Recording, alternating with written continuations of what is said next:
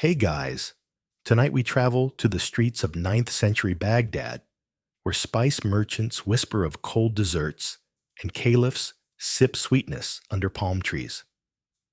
You're stepping barefoot onto cool stone tiles, the air heavy with rosewater and cardamom, the sun already curling the edges of the date palms. It's hot. Of course it is. But the house you're headed to, a scholar's villa near the Tigris, is hiding something truly magical in its shaded courtyard. There's laughter, the splash of water in a shallow fountain, and they're served in delicate ceramic bowls trimmed with blue glaze is something astonishing ice, crushed fluffy, glistening in the shade like moonlight dust. And not just ice, but flavored, scented, spiced. A syrup of tamarind and saffron drips slowly down its sides. A garnish of mint cools the tongue. The dessert is called sharbat, and it's unlike anything your overheated modern self ever expected from the Middle Ages. You sit cross-legged on a reed mat, fingers sticky watching a servant refill the bowls from a clay pot buried in the ground, packed in layers of snow and straw. The ice brought down from mountain peaks and stored in hidden snow houses outside the city, transported by camel caravan guarded like treasure. You wouldn't survive the trip, probably wouldn't even survive the summer without it. So, before you get comfortable, take a moment to like the video and subscribe, but only if you genuinely enjoy what I do here. And hey, let me know where you're tuning in from and what time it is there. I always love seeing how far we travel together. Now dim, the lights maybe turn on a fan for that soft background hum. And let's ease into tonight's journey together. You glance around. This isn't just a treat. It's a performance, a power play. Because only the wealthiest scholars, courtiers, and poets had the means to store snow in Baghdad's infernal summer. Historians still argue whether some of these flavors, like musk or crushed ambergris, were for pleasure or for status signaling. Because nothing says I'm refined like serving whale barf over crushed glacier. The science of chilling wasn't invented here, but it was certainly refined. Early Arabic medical texts described the cooling of foods with great reverence. Cold was believed to soothe the liver calm, excessive heat in the body, and curiously reduce sinful passions. Though if the way the poet beside you is licking syrup from his fingers is any clue that last theory needs work. Mainstream scholars agree that these early iced drinks, more slush than scoop, were precursors to what would become sorbet. They were strained through cloth, infused with herbs, and served during banquets or religious celebrations. Recipes survive with charmingly vague instructions like chill until it pleases the tongue. Honestly, same. One scribe nearby is sketching diagrams of how cold fights fire within the body. He's draped in indigo robes and humming a little tune about the four humors. Another whispers a riddle.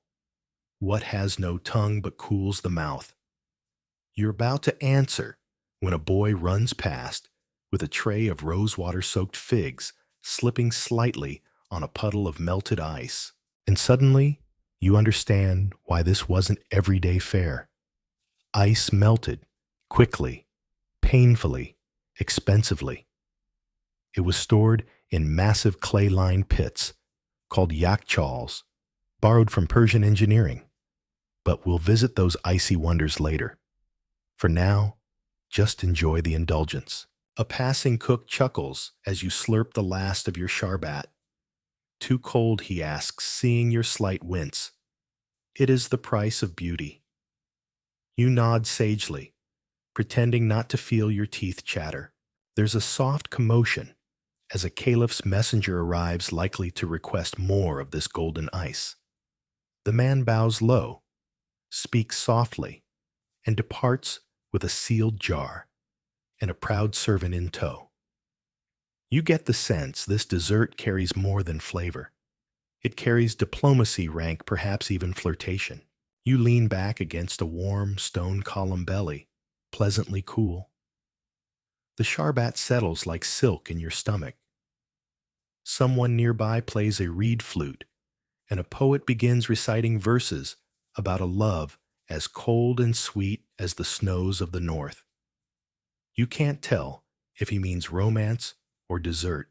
You're drifting now, lulled by scent taste and the soft burble of water. The day's heat has receded a little. The shadows stretch. Someone offers you a second bowl, but you wave it off. One is enough, because this is just the beginning. You wake slowly the next morning, still imagining the crystalline crunch of saffron ice beneath your tongue. But this time, the smell that greets you isn't rosewater or mint, it's salt. Harsh, dry, biting salt from the sea air and the endless caravans hauling their pungent cargo along the eastern Mediterranean coast. You're no longer in Baghdad. You're following the trail of cold through the Levant, where knowledge passed from Persian to Arab to Byzantine hand, carried not by royalty, but by cooks. This time, you're crouched in the shaded courtyard of a merchant's inn near what is now modern-day Aleppo. The air hums with trade talk. You smell cumin and goat ink and leather. And from the back of the kitchen, you hear someone curse in Greek, followed by the unmistakable crack of a clay pot being dropped in frustration. You peek around the corner. A cook with ash-smeared forearms is poking furiously at a metal bowl buried in salt and snow. He's muttering about freezing too slowly. Next to him, a wide-eyed apprentice is fanning the setup with a goose-feather fan, as if cold could be conjured faster with enough encouragement. You've stumbled upon an early refrigeration experiment. See, by the 11th century, some kitchens had begun mixing snow with saltpeter or plain old sea salt to accelerate the freezing process. Historians still argue whether this was accidental discovery or imported science, possibly borrowed from Chinese methods or learned from Persian treatises like Ibn Sina's Canon of Medicine, which casually mentions preserving syrups with ice of unusual firmness. The goal today: a frozen milk pudding sweetened with date syrup and thickened with ground rice. It's not quite ice cream, not yet, but the cook claims it will stand on the spoon. You watch as he checks the consistency every few minutes, frowning at the stubbornly slushy edges. Too warm, he mutters. Or the salt is tired. You're not sure salt gets tired, but you nod anyway. It feels polite. You glance at the ingredients: sheep's milk cane, sugar-powdered cinnamon, and a curious purple flower petal someone calls night tongue. The mixture is floral, faintly sour, and deeply cold on your fingers. You sneak a taste and immediately regret it. It's like licking a snow-dusted spice cabinet. Not bad, just assertive. Behind you, a pair of traveling monks are whispering about new medical theories that claim cold desserts ease melancholy. One nods knowingly and scribbles something in a leather-bound journal. You wonder if that's where the phrase "eating your feelings" began. A dog sneezes. A merchant laughs. And you realize this isn't some royal kitchen. It's a mess.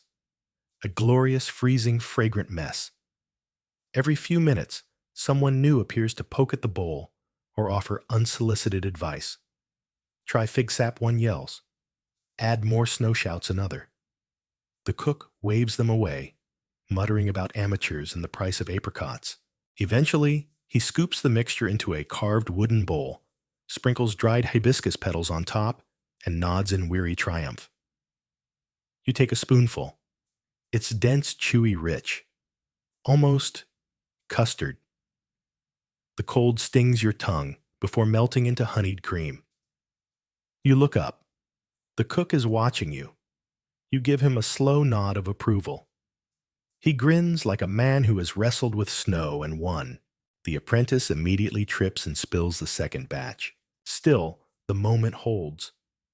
Because this isn't just dessert, it's preservation experimentation and culinary bravado, all stirred into one shivering bite. Historians agree that by this point in history, these early dairy-based frozen treats had spread across cultures like wildfire, each version adapting to local ingredients and climate. There's a woman in the corner, bottling a syrup made from tamarind and dried apricot, humming to herself. Another pours goat's milk into a shallow pan, swirls it with rose honey, and leaves it in the coolest part of the kitchen to settle. A child nearby fans a bowl of thick snow to keep it from melting. You begin to sense how much labor went into just a few minutes of chill. And then the bells ring, calling travelers to prayer merchants to trade children home for supper. The cook wipes his brow. The apprentice bows his head. You leave the kitchen with the taste of snow and milk still lingering, wondering how many other recipes have been lost to time. You walk out into the street, into the sun. It's blazing. The chill is already gone from your fingertips, but you remember it. And the next time you hear someone say, ice cream was invented in Italy, you'll chuckle softly and whisper, close, but not quite. The sun rides high now, casting dense shadows across market stalls and crumbling courtyards. You trail a caravan eastward, deeper into Persia, your sandals kicking up sweet-smelling dust. Somewhere behind you, a goat bleats in protest. Somewhere ahead, someone's boiling rose water. The air here is thick with heat and history, and the scent of dried saffron clings to every breeze. You pause beneath an arched gateway. Beyond it, Yazd unfolds a desert city so old it feels like the bones of civilization itself. Here the people don't just worship fire, they master it. But they also worship cold. That's the odd part. Because while the sun bears down with relentless authority, you quickly learn that this place is a shrine to Shadow's wind and ice. Yes, ice. Real ice. In the middle of the desert, you follow a group of boys hauling earthen jars toward a sunken courtyard. They chatter in a dialect you barely recognize, but the words yakdan and barf repeat often icehouse snow. You peer down into the courtyard and see it an immense conical dome, pale against the desert glare. The yakdan. It looks like a giant beehive made of mud brick, but inside it's a refrigerator the size of a small temple. These structures, built with sloping walls and deep underground chambers, were filled with blocks of ice, harvested from nearby mountains or frozen ponds during winter nights. A windcatcher tower funnels cool desert air into the pit, and thick walls keep the interior icy well into the broiling summer. And it wasn't just about storing ice for drinking water or food preservation. The people of Yazd, long before gelato carts and waffle cones, used these ice houses for crafting a beloved treat, faluda. Imagine this vermicelli-like noodles, made from starch, soaked in rosewater syrup, gently chilled until they quiver like moonlight. That's faluda, one of the oldest known frozen desserts on Earth. It doesn't melt like ice cream. It hums, softly, quietly, like silk on the tongue. You sit under a fig tree and watch an older woman ladle the syrup over the noodles with ceremonial care. The bowl is ceramic, hand-painted, chipped at the rim. She adds a splash of sour cherry juice and a pinch of ground pistachio. She doesn't speak, but the look she gives you says, "Eat now, talk later." You obey. The first bite is floral, then sharp, then sweet. The cold isn't the overwhelming type, it's the kind that surprises you slipping past your lips before your body can protest the desert heat. And the noodles. They slither gently soft, but not mushy, tangled like a dream. It's not indulgent, it's restraint in a bowl. And it's deeply, humbly satisfying. Historians still argue whether faluti came first, or whether snow sorbets in China or milk ices in India beat Persia to the punch. But few debate the influence this dish had. Recipes spread from here like perfume on a breeze. Rosewater-based desserts showed up in Ottoman kitchens. Syrupy ice slushes appeared in Cairo. And eventually, sugar found its way west, where it would transform the dessert landscape. One curious tale you hear over a shared bowl. A Sassanid-era physician once prescribed chilled noodles to a noble suffering from excess bile and a fevered disposition. The prescription was clear. Take with rose and vinegar, but not during full moons. Medical science possibly. Dessert excuse definitely. You poke around the Yakdan's base later that afternoon. A boy waves you off. It's dangerous down there, slippery and full of scorpions. You thank him and don't argue. The surface is cool to the touch. You place your palm flat against the brick. Through the ancient engineering, through centuries of desert wind and sand, you feel it cold, real cold, ancient cold.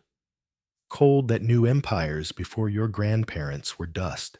Back in the shade, another woman is preparing a newer version of falude using crushed ice instead of noodles. She adds sugar syrup, lemon juice, and even this is shocking grated cucumber. For balance, she explains. You ask if this is traditional. She grins. What is tradition, if not something we taste and change? You nod. Nearby, a young couple argues about whether cherry syrup is superior to grape. An old man mutters something about people forgetting how it used to be.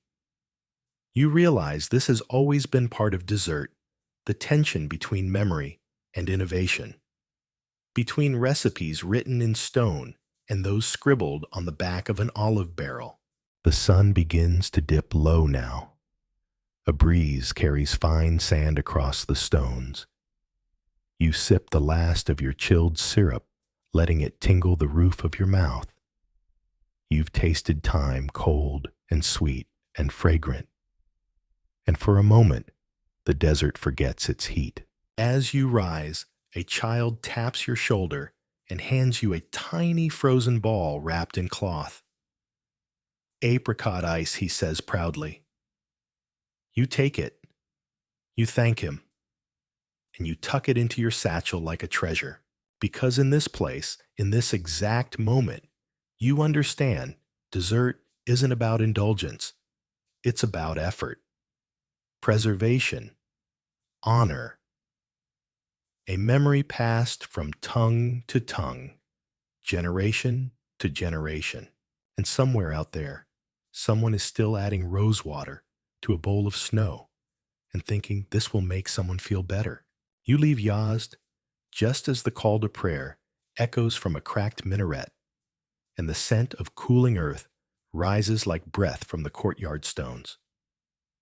Your feet find their way west again, through dunes, past olive groves, across forgotten border paths, until stone gives way to cedar and clay once more. The land shifts beneath your steps, and the language shifts in your ear. You're nearing the Levant, where myth and mortar hold hands, but your destination tonight, the foothills of Mount Lebanon, where something odd, sweet, and slightly smoky awaits snow, sorbet with mulberry syrup. That's right, sorbet, in a mountain monastery. The story goes that for centuries, monastic communities in Lebanon quietly mastered the craft of harvesting snow from the mountains and turning it into a sacred kind of refreshment. It wasn't ice cream, not exactly. There was no churned cream, no eggs, no custard. But what it lacked in complexity, it made up for in ritual. You arrive just as a monk in a russet robe is hauling 2 clay jars up from a stone cellar.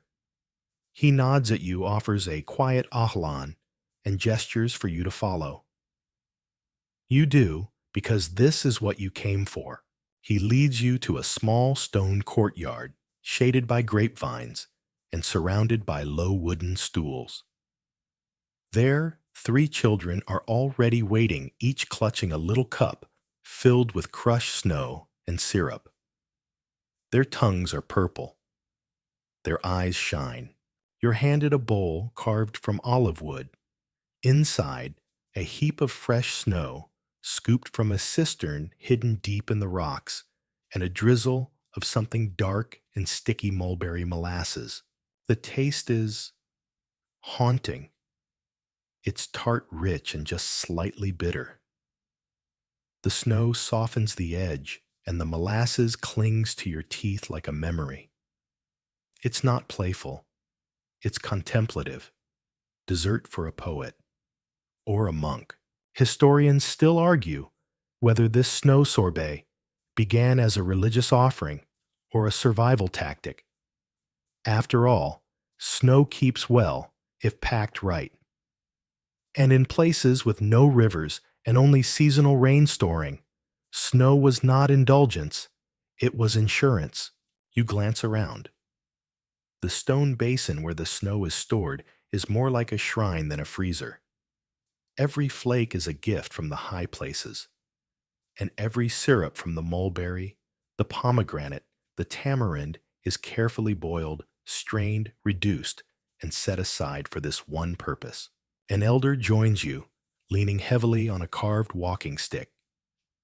He points to the snow and tells you that long ago this was called Sharab al-Tholj snow drink. It was offered to guests shared at weddings and used to cool the tempers of hot-headed neighbors. Better to cool the tongue, he says, than sharpen it. You wonder briefly how many disputes were softened by a shared bowl of snow. A boy at your elbow offers you another flavor, this one scented with orange blossom and thickened with grape must. It's like eating perfume, but in a good way. You try not to weep. There's something oddly moving about it. Because it's not just a dessert, it's a community performance, a seasonal celebration. Snow comes. Syrup is made. People gather. Stories are told. Time slows. You're shown the old ledger kept by the monastery's cook. There scrawled in ink made from crushed berries are yearly notes, 14 and 23. Too warm. Lost half the snow, 1497. Excellent batch. Mulberry syrup held strong. 1534, new copper ladle. Children enjoyed. 1541, no syrup left. Melted too soon. We served water and laughter. You read those lines over and over, and you realize they weren't just recording ingredients, they were recording moods, moments, failures, and joys. That's the nature of early frozen dessert. It wasn't precise, it wasn't reliable, but it was cherished. Because it was rare, you step away from the courtyard and climb a short stone path to a small alcove where melted snow trickles into a cistern. A pot of molasses sits beside it, left by someone long gone. The sun glints off its surface, and the scent rises sweet fermented real. Down below, the children giggle. One boy has purple fingers and a white beard of snow. A girl pretends to sneeze and sprays syrup across the stones. No one scolds her. Everyone laughs. You can't help but smile, because in that moment, you understand this is what early dessert looked like. No cones, no packaging, No freezers, just patience, generosity, and whatever nature happened to provide that year. One fringe theory you hear from a visiting scholar in some villages, it was believed that snow carried blessings from the gods, that if you ate it with syrup, you absorbed not just flavor, but a little bit of the sky.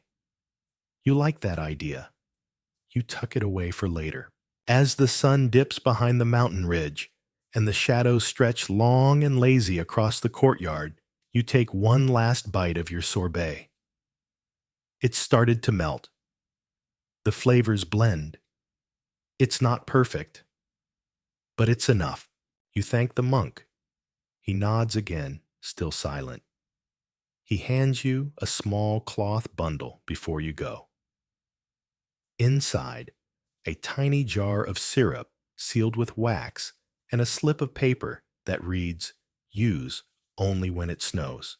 You carry it like a secret, and as you descend the path back toward the wider world, you hum softly to yourself, half prayer, half lullaby, half memory.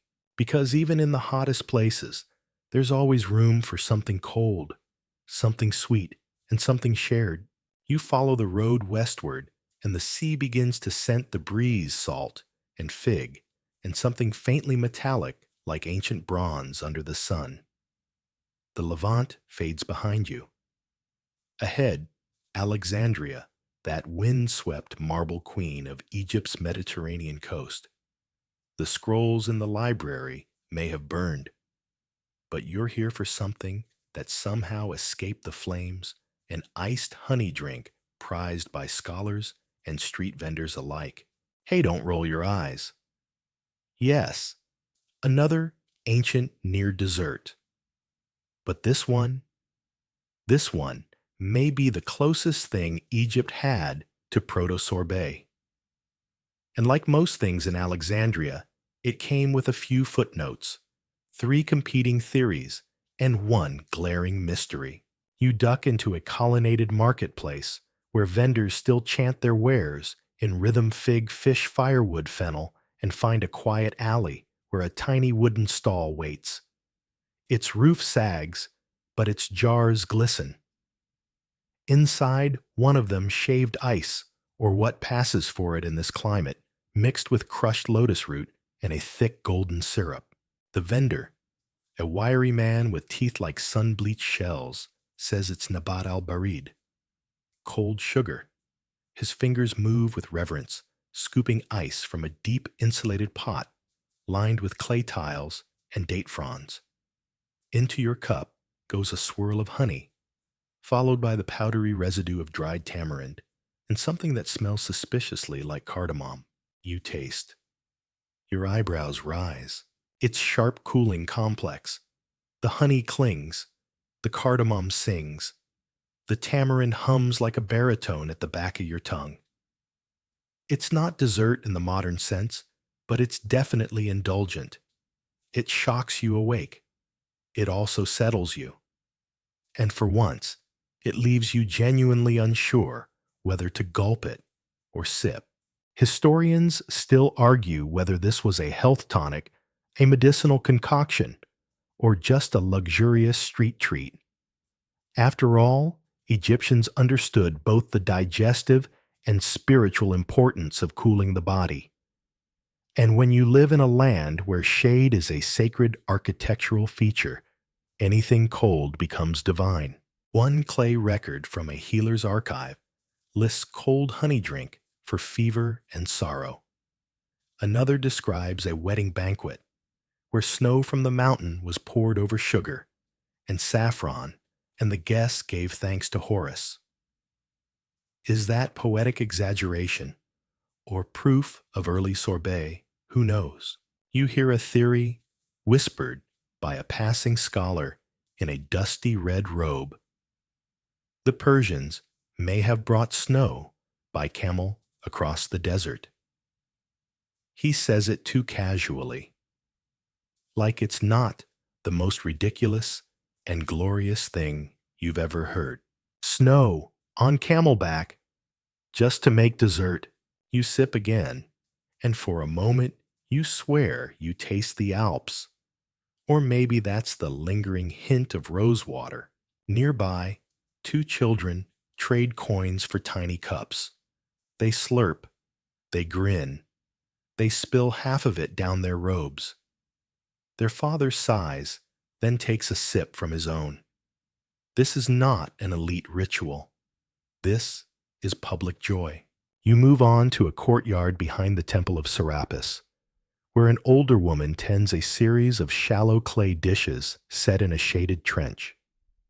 She's making syrup boiling down fruit, filtering it through linen, storing it in thick jars.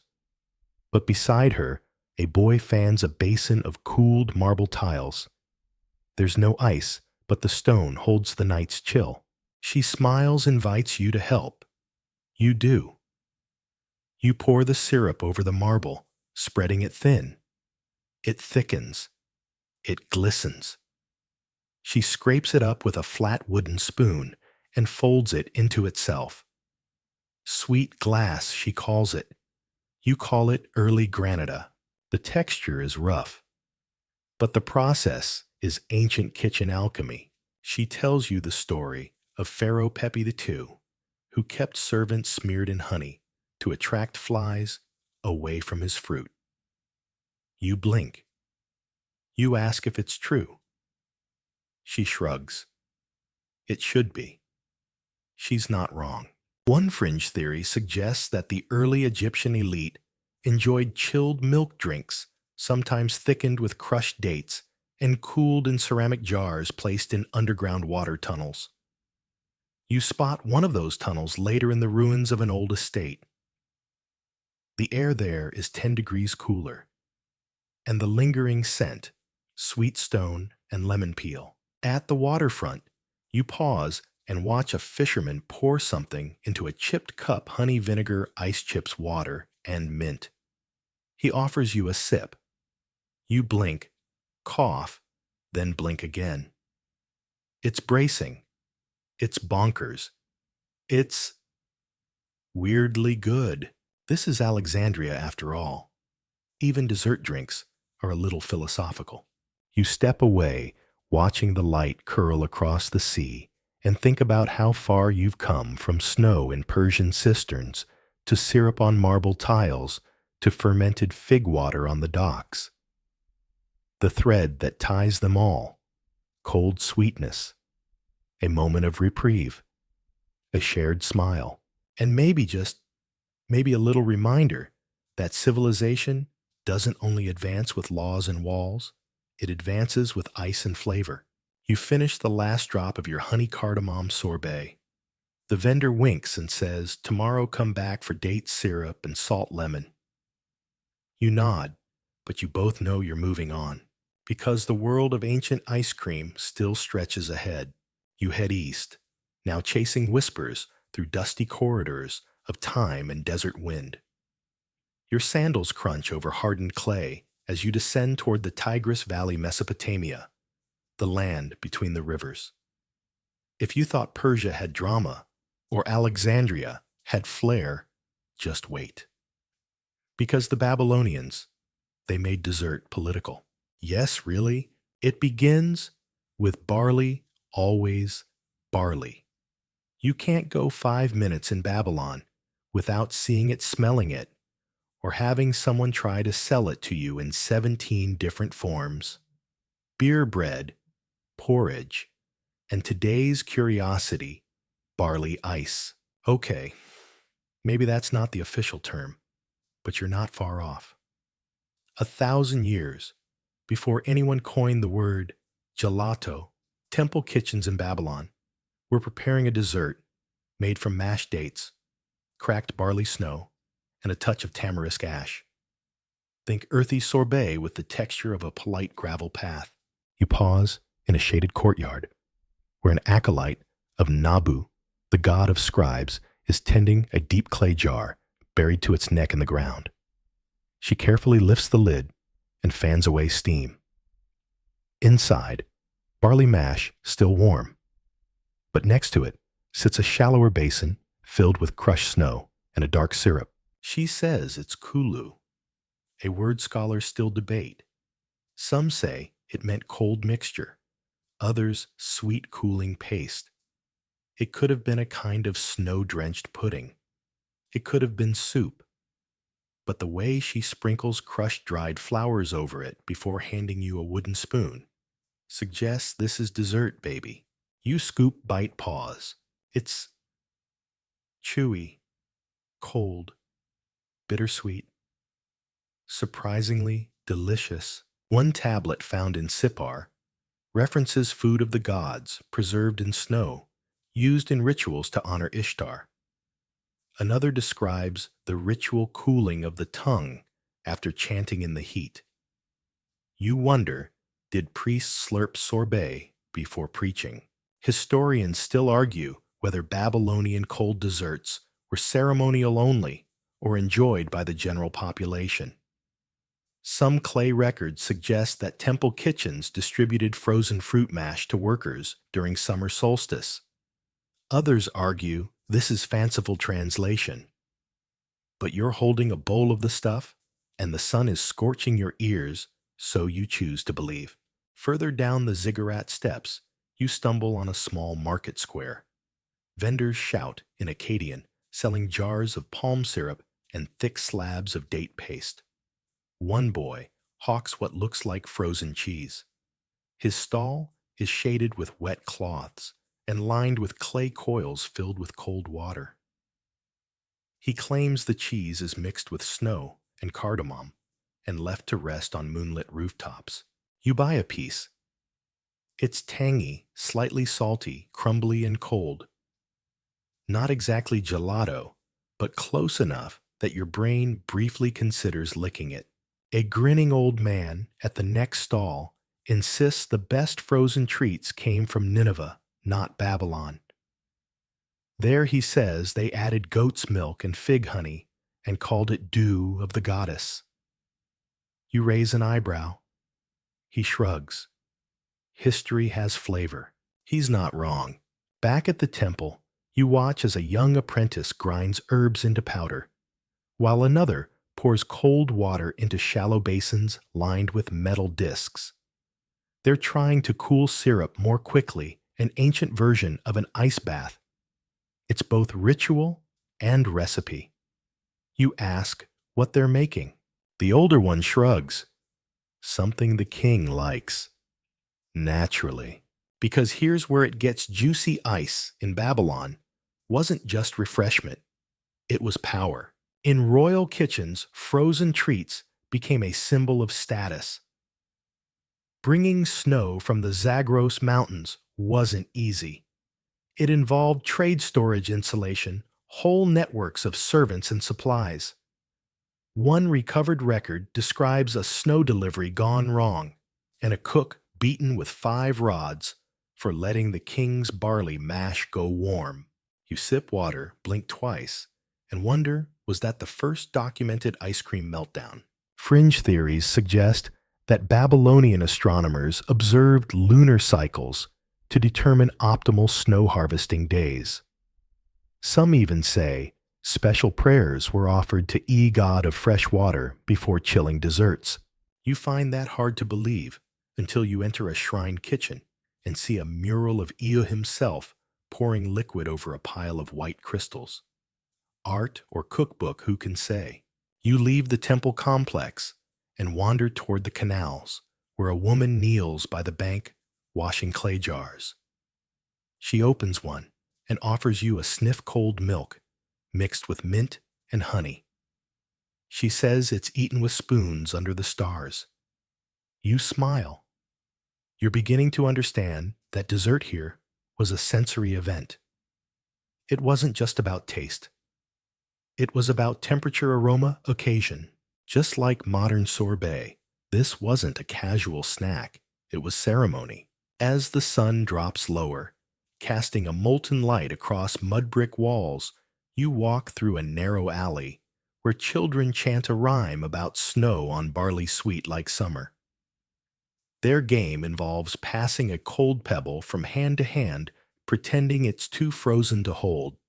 You chuckle, and your historian brain logs it as oral record of culinary history via playground folklore. You return to the courtyard where it all began. The jar of barley mash is now sealed. The snow has melted. But your memory of the flavor, the cold date barley snow blend with floral dust, lingers. You once thought Babylonians were all about bricks and borders. Turns out, they were also the inventors of chewy ice desserts, eaten on rooftops and cursed at by priests. And isn't that a better legacy? You leave the last of the Babylonian snow behind you, sticky sweet on your tongue, lingering like a ghost of winter, and head west toward the hilltop fortresses and villa courtyards of Hittite lands. Here, tucked among Anatolian rocks and goat trails, the history of ancient desserts gets cooler, literally and figuratively. The Hittites weren't known for flamboyance. Their records are dry, their temples squat, and their weather, well, brisk. But every so often, amid treaties and cattle counts, you find something delightfully unexpected, like a recipe for snow wine slush. Yes, wine. With snow, and maybe some fennel. You begin your journey at the edge of a fortified estate where a woman in a russet linen dress carries a shallow basin filled with fresh snow from a mountain cave. She's humming softly, and nearby, a man stirs a pot of mulled wine over a fire. The smell is intense fermented grapes, cloves, and something piney. She adds the snow, slowly, carefully, like pouring memory into heat. The mixture hisses, cools, thickens. Someone nearby whispers, "A treat for the governor's daughter." You nod. Of course. Because the Hittites may have worn simple woolen robes and eaten lots of onions, but they also invented party punch that could give modern sangria a run for its money. You ask the cook, who looks as though he hasn't blinked since spring, what it's called. He grunts and says something you can't pronounce, then gestures dramatically toward the sky. You decide it means heaven in a bowl. Historians still argue whether this wine-snow combo was ceremonial or recreational. Some say it was offered only at solstice feasts. Others point to festival tablets that mention cold-blooded cups served with roast lamb and music. One surviving poem simply says, "Let the cold drink soothe what the summer scorches." There's your tagline right there. Further into the town, you reach a smaller home where a group of children gather around a man grating dried fruit into a cold stone bowl. He tells them stories while he mixes something about a river that never warms and a god with honey for blood. The mixture is passed around in small ceramic cups. The children giggle. Their tongues turn purple. This wasn't just dessert. This was folklore poured and stirred and shared. You take a walk down a quiet lane where ice is stored in deep pits, lined with straw and reeds and sealed with clay tiles. One pit has a broken jar labeled simply milk, crushed figs, fennel ash. The smell is haunting. You decide not to investigate further. But the inscription is interesting. Some fringe researchers believe the Hittites used herbal ice mixtures to treat illness or even ward off bad dreams. One account speaks of chilled sweet milk poured at moonrise to calm the agitated. Dessert as lullaby. You'll take it. Back in the city's central court, a priest stands over a large basin, stirring what looks like frozen porridge with a bone spoon. He chants softly something about the frost goddess and the river of forgetfulness. You wonder if you've stumbled into a dessert-based divination ceremony. He dips a cup and hands it to you. It's bitter, fragrant, and chilled to the touch. You drink it, and for a moment, The noise of the city softens. Even the goats seem polite. Hittite cuisine may not have been flashy, but it was thoughtful, practical, rooted in ritual and season. Snow was precious. Sweeteners were rare. So a cold dessert was an event, a convergence of labor timing and culinary philosophy. And the Hittites, with their neat rows of earth ovens and snow caves, took the event seriously. You pass a carved stone bench where a merchant sits his tunic dusted with flour.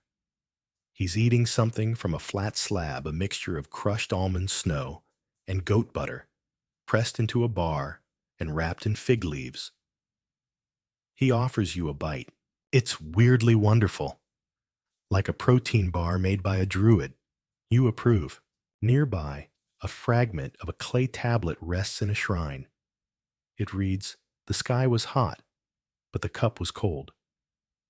So the god smiled. That's it. That's the whole inscription.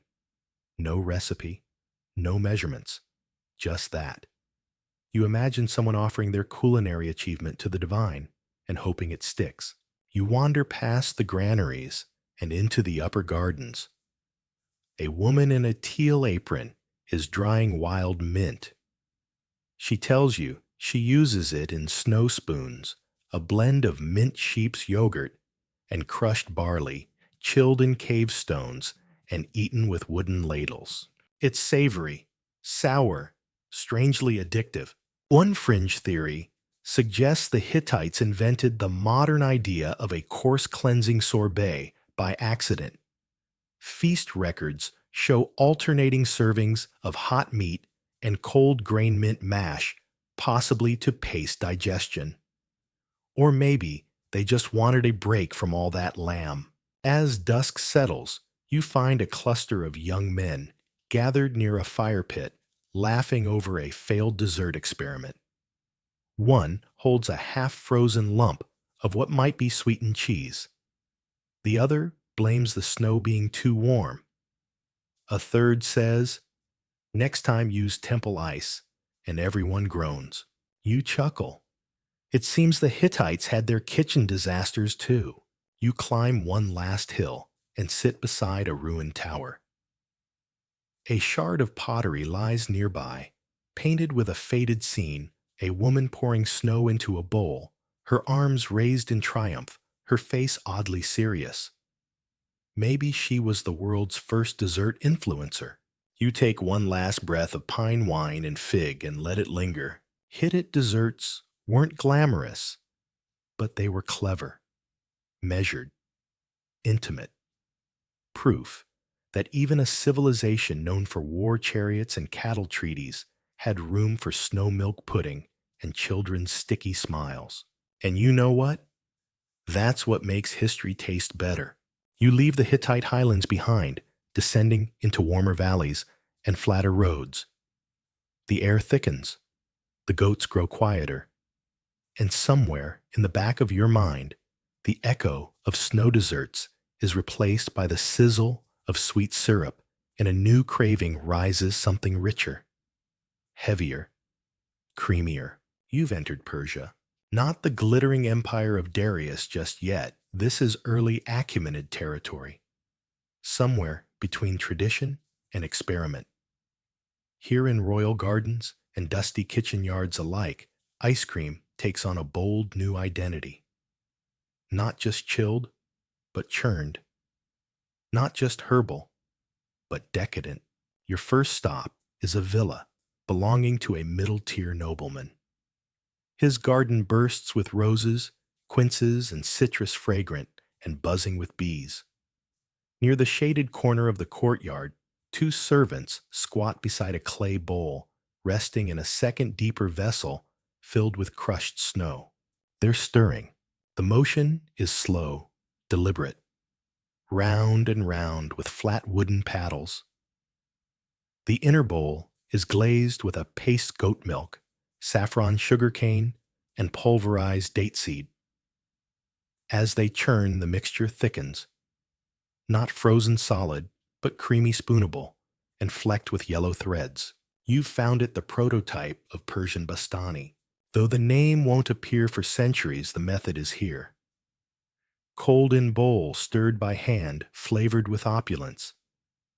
You taste it when offered sweet floral earthy.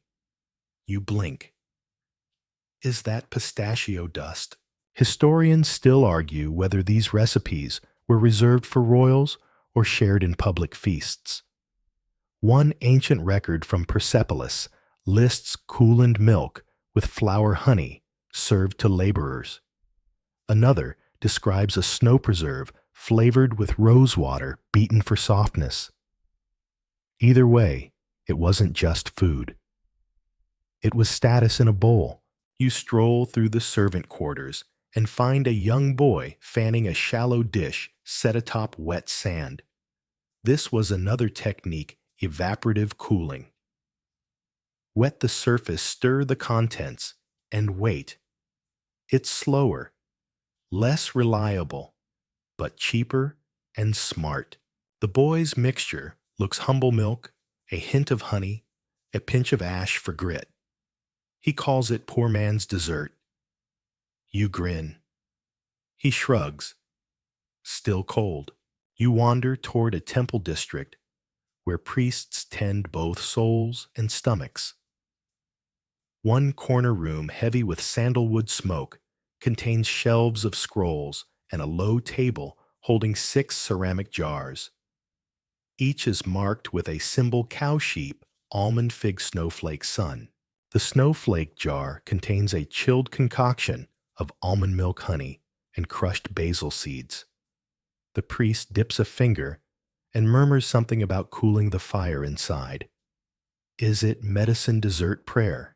Probably all three. Further west, you find a merchant with an unusual contraption.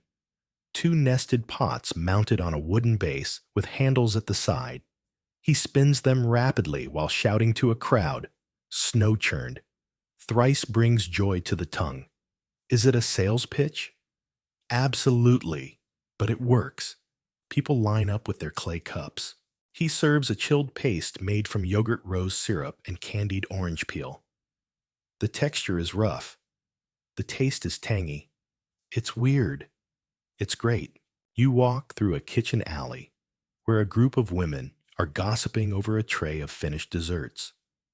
One holds a bowl of saffron rice custard cooled with snow. Another, a flat slab of dried milk curd dipped in pomegranate juice and dusted with crushed ice. They offer you tastes between jokes about noble husbands and spoiled sons. You nearly choke on your laugh. At one home, you spot a clay relief etched into the latrine wall, not what you expect. It shows a seated woman holding a small bowl aloft with snowflakes falling around her and a child dancing at her feet. Perhaps a tribute to winter joy or a dessert worth celebrating. You pass an orchard of mulberries. A man in indigo robes gathers fallen fruit and drops them into a chilled bowl of curd. He stirs with a long spoon, adds crushed mint, and sips it slowly. For digestion, he says, and for peace. A fringe theory among culinary historians suggests that early Persian ice creams weren't meant solely for summer. Winter dishes served cold marked rebirth. Chilled milk was sometimes paired with dried wheat to symbolize the cycle of sun and snow. At a nearby city archive, you find a half-burned scroll referencing a feast thrown by Cyrus the Great. Among the listed courses, chilled milk, pressed with blossom syrup, and snow dish with threads of silver root. No one knows what silver root is anymore. Possibly sugarcane. Possibly just very fancy marketing. You find a chamber beneath the central ziggurat, cool and silent. Clay pots filled with snow line the walls. A servant explains that snow was delivered from distant mountains stored underground and rationed for elite use. He chuckles. Rich man eats winter in summer. You sit beside one pot and notice something carved into the lid. Not words, but a pattern, swirl stars, and something resembling a rose, a signature of flavor, a dessert label, a poetic flourish from a bored snow porter. You'll never know, but you imagine the hands that carved it, the hands that stirred goat milk until it thickened, that plucked petals and pounded fruit, that lifted spoonfuls of chilled joy to quiet mouths. And you begin to understand Persian ice cream was not just cold food, it was architecture. 1,000 choices arranged around one central truth pleasure must be built. The sun fades behind a tiled wall as children race past their hands sticky with honey and cream. A woman hums. A bowl is passed, and somewhere nearby, snow melts quietly into history. You wake to the soft clinking of metal against clay, the scent of charcoal and flour still thick in the air. Someone's baking. Somewhere probably close, someone else is churning. But here in the winding streets of ancient India, the story of early frozen desserts veers onto its own unique path, a blend of tradition medicine and sugarcane-soaked dreams. The year is vague, the kingdom uncertain. Mauryan may be Gupta, but the heat is unmistakably Indian, the kind that settles into your bones and refuses to leave, the kind that makes ice in any form feel like a miracle. You step into a small market courtyard where a woman tends to a low, wide bowl buried in crushed ice. She's stirring a syrup made from boiled sugarcane juice and tamarind. Occasionally, she sprinkles rosewater across the top, fanning the whole thing with a palm frond to speed up the cooling. It's not quite ice cream, not even kulfi, but it's the earliest glimmer of it. India didn't have mountain snow like Persia. What it had was ingenuity and sweet-tooth resilience.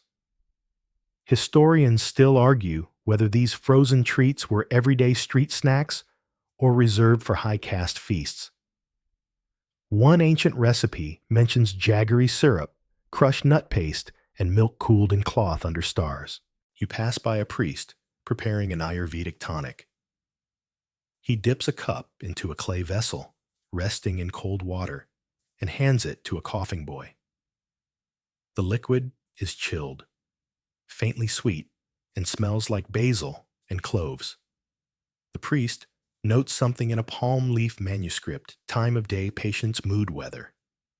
Cooling foods in Ayurveda were medicine, and frozen ones, that was medicine elevated. In a side alley, a family of sweetmakers is preparing something called firni, a thick rice pudding, slow-cooked with cardamom and saffron. Once it cools, they pack it into tiny unglazed cups and set them atop wet clay tiles in the shade. A boy then layers small snow chunks around each cup imported from far northern mountains, wrapped in moss and transported in hurry. You watch the surface of one firni crack gently, like a frozen lake giving into spring. The scent is soft, the color pale gold, and the flavor cold, creamy, and shockingly rich. You raise an eyebrow. This might be the best yet. Nearby, a silk-clad noblewoman reclines in a bamboo chair, eating what appears to be mango pulp, stirred with sweetened yogurt and chilled in a bronze bowl. A maid carefully rotates the bowl every few minutes to maintain an even chill. It's slow, intimate, reverent. You think back to the Persian churners, the Egyptian snow jars, the Hittite slabs. Each had technique. But here in India, there's something else layered in. Not just food and climate, but ritual. One wall carving near a temple well shows a child holding a rounded dessert to the sky, flanked by monkeys reaching for it. The inscription beneath reads, "That which cools the mouth and calms the fire inside is worthy of offering." Some fringe theories even suggest that early temples stored snow underground for use in rituals involving milk and sugar, though most historians agree the logistics would have been insane. Still, the imagery lingers. You pass a school where children are learning Sanskrit proverbs by chant. On one table, a reward awaits a plate of chilled rice cakes dusted with coconut and cane syrup. The teacher grins. Speak clearly, cool sweetly. There's a merchant cart rattling down the road, its sides hung with copper bells and pouches of frozen cream, sealed in leaf wrappings. This man boasts of snow cheese and milkstone, and a secret recipe given to his grandfather by a wandering monk. Whether true or just good, branding the line behind him is long. You taste one of his sweets, chalky sharp, full of jaggery and ice crystals. And you have to admit the branding works. At a royal kitchen, further down the road, a cook prepares kulfi before kulfi had a name. She heats cream, mixes in pistachio paste threads of saffron-crushed cardamom. Then she pours it into cone-shaped molds, seals them with cloth, and buries them in salted ice packed in a carved stone pit. The salt lowers the freezing point, letting the dessert solidify properly. It's rudimentary refrigeration, it's chemical science, and it's absolutely delicious. Historians debate whether this technique originated in India or came through Persian trade routes. Some argue the salt-ice combo was shared knowledge across multiple regions. Others believe it was rediscovered independently. You lean beside the pit, feeling the cool rising from the stone, and wonder what else was discovered by accident in pursuit of flavor. You return to the market as dusk begins to fall. A group of elderly women are telling jokes while eating clay bowls of lassi, cooled with river stones. A boy offers you one. It's tangy bubbly and blessedly cold. You glance toward the western hills, where the snow porters climb their backs bent under moss-wrapped loads. You wonder how many steps they take to bring summer relief to the plains, how many hands it passes through, how many stories attach themselves to a simple cup of cold cream. And you begin to realize ice cream in ancient India was never just dessert. It was storytelling, medicine, class, celebration, and maybe, if you were lucky, a joke shared in the street about who dropped theirs first. A woman claps her hands and points at a dog licking a leftover Fernie cup. Everyone laughs. The sun sinks lower. A bell rings. The crowd disperses full of sugar and spice and the fading magic of cold milk. You linger near the cart and hear a whisper. Come back tomorrow. We'll have fig flavor. And that alone is enough to make you want to stay. The stars above shimmer lazily as you drift deeper into the folds of time, and your steps slow. Contented carry you westward, far west, past deserts and palaces, through whispered trade routes and salt-laden caravans, until you find yourself among the Roman domus and the bath-slicked streets of the ancient empire. Here the love of spectacle extends to everything: gladiators, frescoes, fountains, and yes, even dessert. Roman ice cream, if you can call it that, never looked like the tidy scoops of today. No gelato, no cones. But the Romans knew cold, and they knew indulgence. And if you were wealthy enough, you could combine the two in ways that made the gods themselves raise an eyebrow. You begin in the kitchens of a patrician villa. The ceiling beams are dark with smoke, the floor wet with water runoff from jars constantly being cooled. A young kitchen slave lugs in a clay pot, swaddled in linen and packed with straw. He unwraps it gently, revealing a thick, slushy mixture of honeyed milk and pomegranate pulp. Another servant pulls open the lid of a sunken pit, lined with snow imported block by block from the Alps, or stored from winter harvest. He scoops some into the vessel and begins to stir. This was the Roman trick. Snow not for eating directly, that was barbaric, they sniffed, but for chilling other things. Rich people kept ice cellars, snow pits, and shaded grottos precisely for this sort of gustatory theater. You peek at a wax tablet listing ingredients: honey goat milk, mashed figs, flower essence, and something called sapa, a thick boiled down grape syrup. You raise an eyebrow. Historians still argue whether these sweetened concoctions counted as precursors to sorbet, or were simply flavored slush. Some say they were medicine, others say they were status symbols. Likely both. You pass into a garden where the lady of the house is reclining beside a marble pool. Her servant offers her a dish clay, painted, and holding a chilled custard-like treat. She spoons it slowly, savoring. Her eyes close. This is opulence. Roman-style cooled food, in summer eaten beside flowing water. The entire home is arranged for sensation mosaic underfoot fruit trees, overhead dessert, always at the ready. The Roman physician Galen once warned about overly chilled foods disrupting the natural humors, especially in women. Still rich, Romans often served chilled honey milk after meals to impress guests, believing the contrast in temperature helped digestion, or at least gave them something to talk about. You wander into a public bath complex where someone has just emerged from the frigidarium, hair still wet skin, steaming in the cool air. Beside the bath wall, a food cellar offers snow drinks, cold beverages made with fruit juice, and mountain snow ladled from wide bronze basins. One man grimaces after a sip and jokes too cold for my spleen, which gets a few chuckles. Another whispers that Caesar himself preferred pear syrup, stirred into alpine snow, delivered daily from a remote supply chain no less complex than a modern airline's.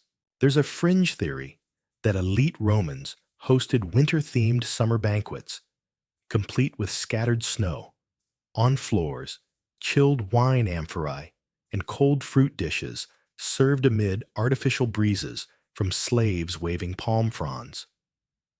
Whether these claims are exaggerated or not, they do show how cold became a spectacle. Cold became drama, and as you step into the forum, late afternoon sun flashing off white marble, you spot a merchant hawking flavored ice drinks. His cart shaded his arms, tattooed with vines.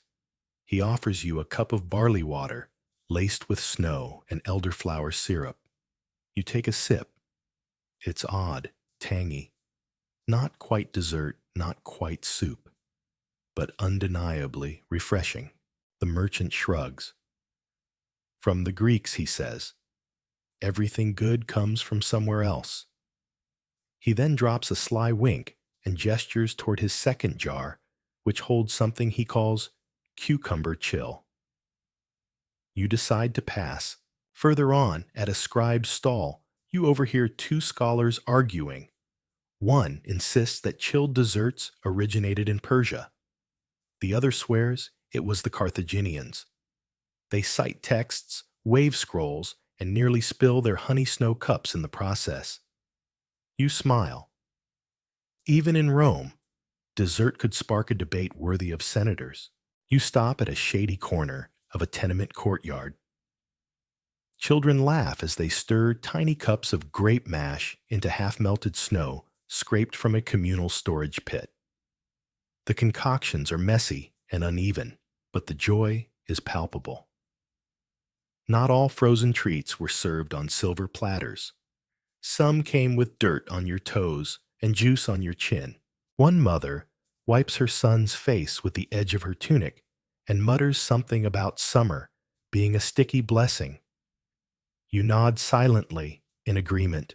And still at the edge of the empire, in small outposts or villas tucked into the hills, similar rituals play out.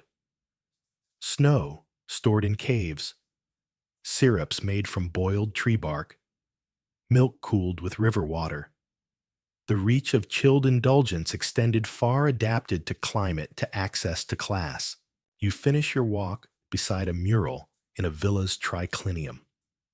Painted elegantly, it shows a servant pouring syrup over crushed snow in a tall glass, with guests looking on, mouths open in delight.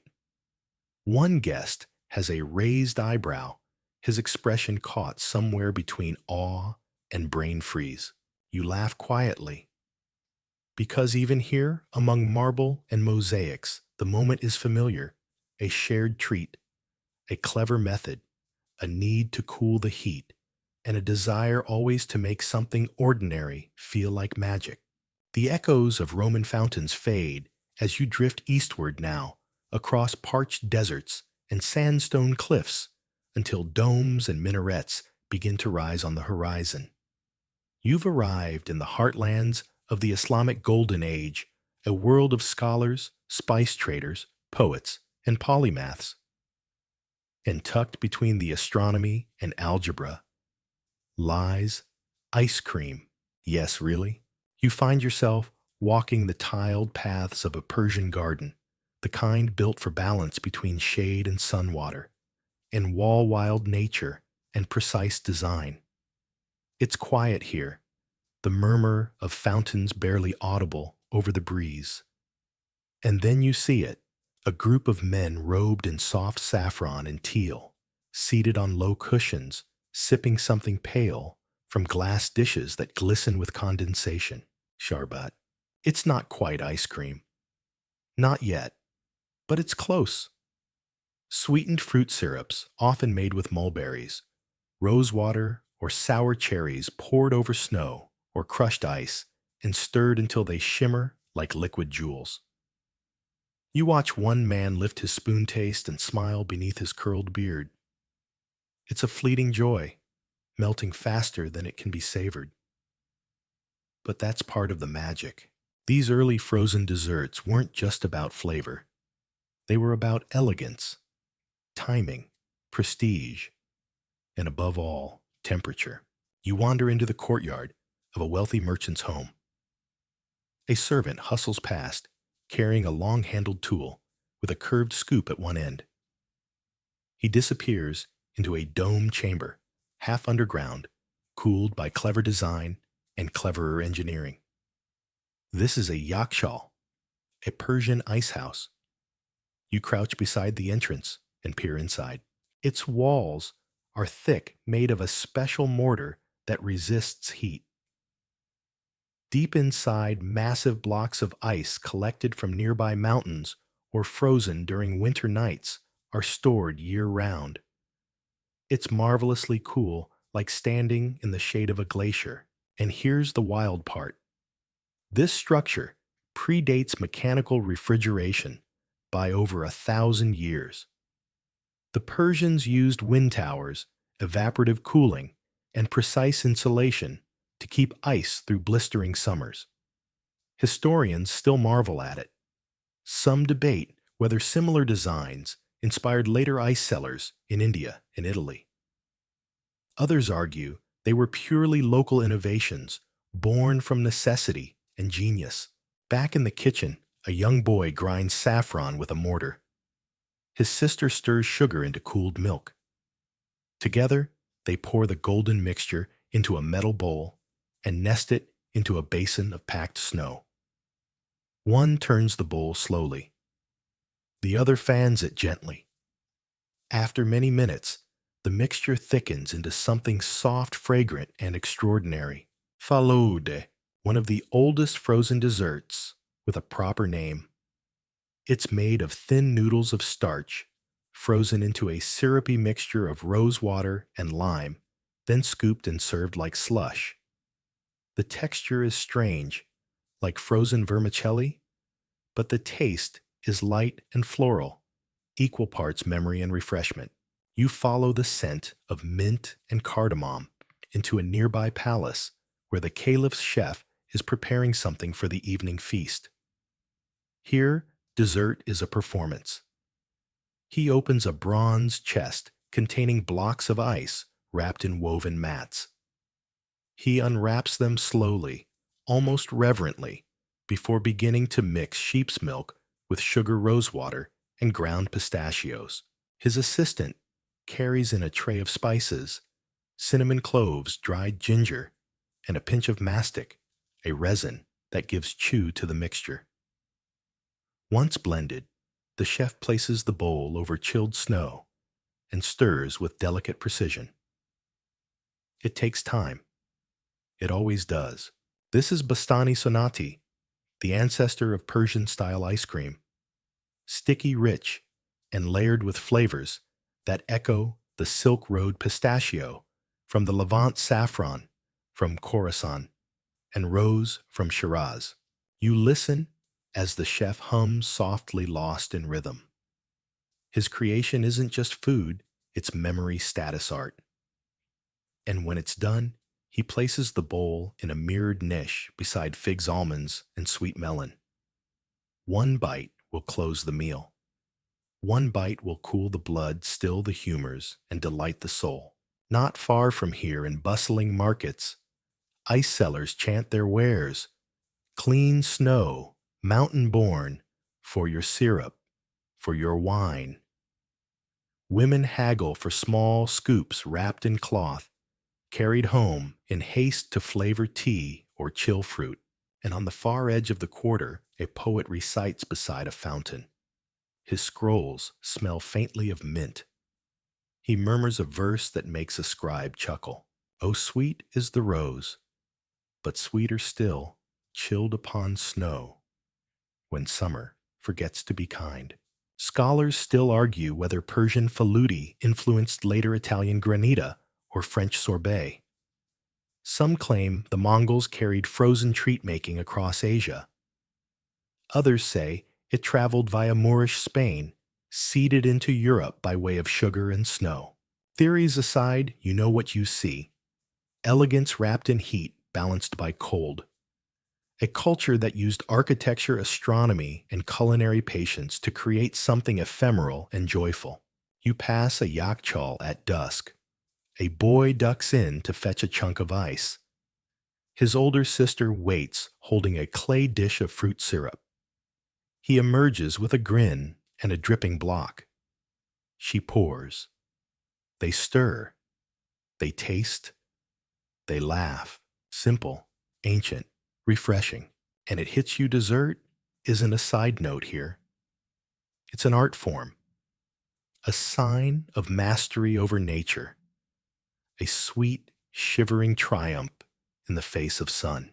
You leave the shaded elegance of Persian gardens and cross the shifting sands of centuries swept forward into the domed cities and crowded alleys of the Mughal Empire. The scent of rose and sandalwood still lingers in the air, but now it's joined by smoke from open tandoors, and the sweet pull of cardamom wafts from pots of bubbling milk. You're not far from a royal kitchen, and tonight they're making kulfi, not ice cream in the way you know it, not churned, not whipped, but frozen, all the same, dense, rich, and built for a warmer world. You arrive in the courtyard of a Mughal palace where stone walls glow peach in the afternoon sun. Nearby, cooks in long white tunics carry heavy metal molds across the marble floor. They're conical and narrow-shaped to fit perfectly inside larger vessels packed with ice and salt. It's a clever trick, centuries old, using salt to lower the freezing point of ice, creating a supercooled bath that freezes slowly, deeply. Inside, the molds thickened, milk sweetened with sugar, and condensed over low heat. Sometimes infused with saffron, sometimes layered with pistachios or almonds. Occasionally, there's rose water or a paste made from green cardamom. No eggs, no air, just pure unspun indulgence. Kulfi isn't a quick dessert. It's a patient one. The kind of treat that hums along in the background of the kitchen while curries are stirred and flatbreads slapped against the walls of an oven. You watch a servant seal each mold with a clay lid Then bury them in a deep vessel lined with crushed ice. A bell chimes distantly. Somewhere a tabla beats softly, and the freezing begins. You trail behind a pair of kitchen boys as they deliver the molds to the outer gardens. There, shaded from the sun, they are nestled beneath a stone bench beside a reflecting pool. You crouch close, brushing condensation from one metal lid. You can almost feel the anticipation building beneath the surface. Later, the molds will be lifted, warmed slightly, and turned out onto flat ceramic dishes. The kulfi will slide free with a satisfying sound, dense and smooth like carved ivory.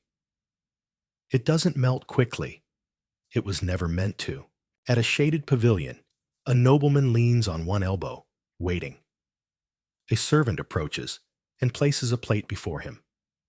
The kulfi is sliced neatly, adorned with slivers of pistachio and a scattering of rose petals. A spoon touches it, a nod, a moment of closed eyes. You know the look.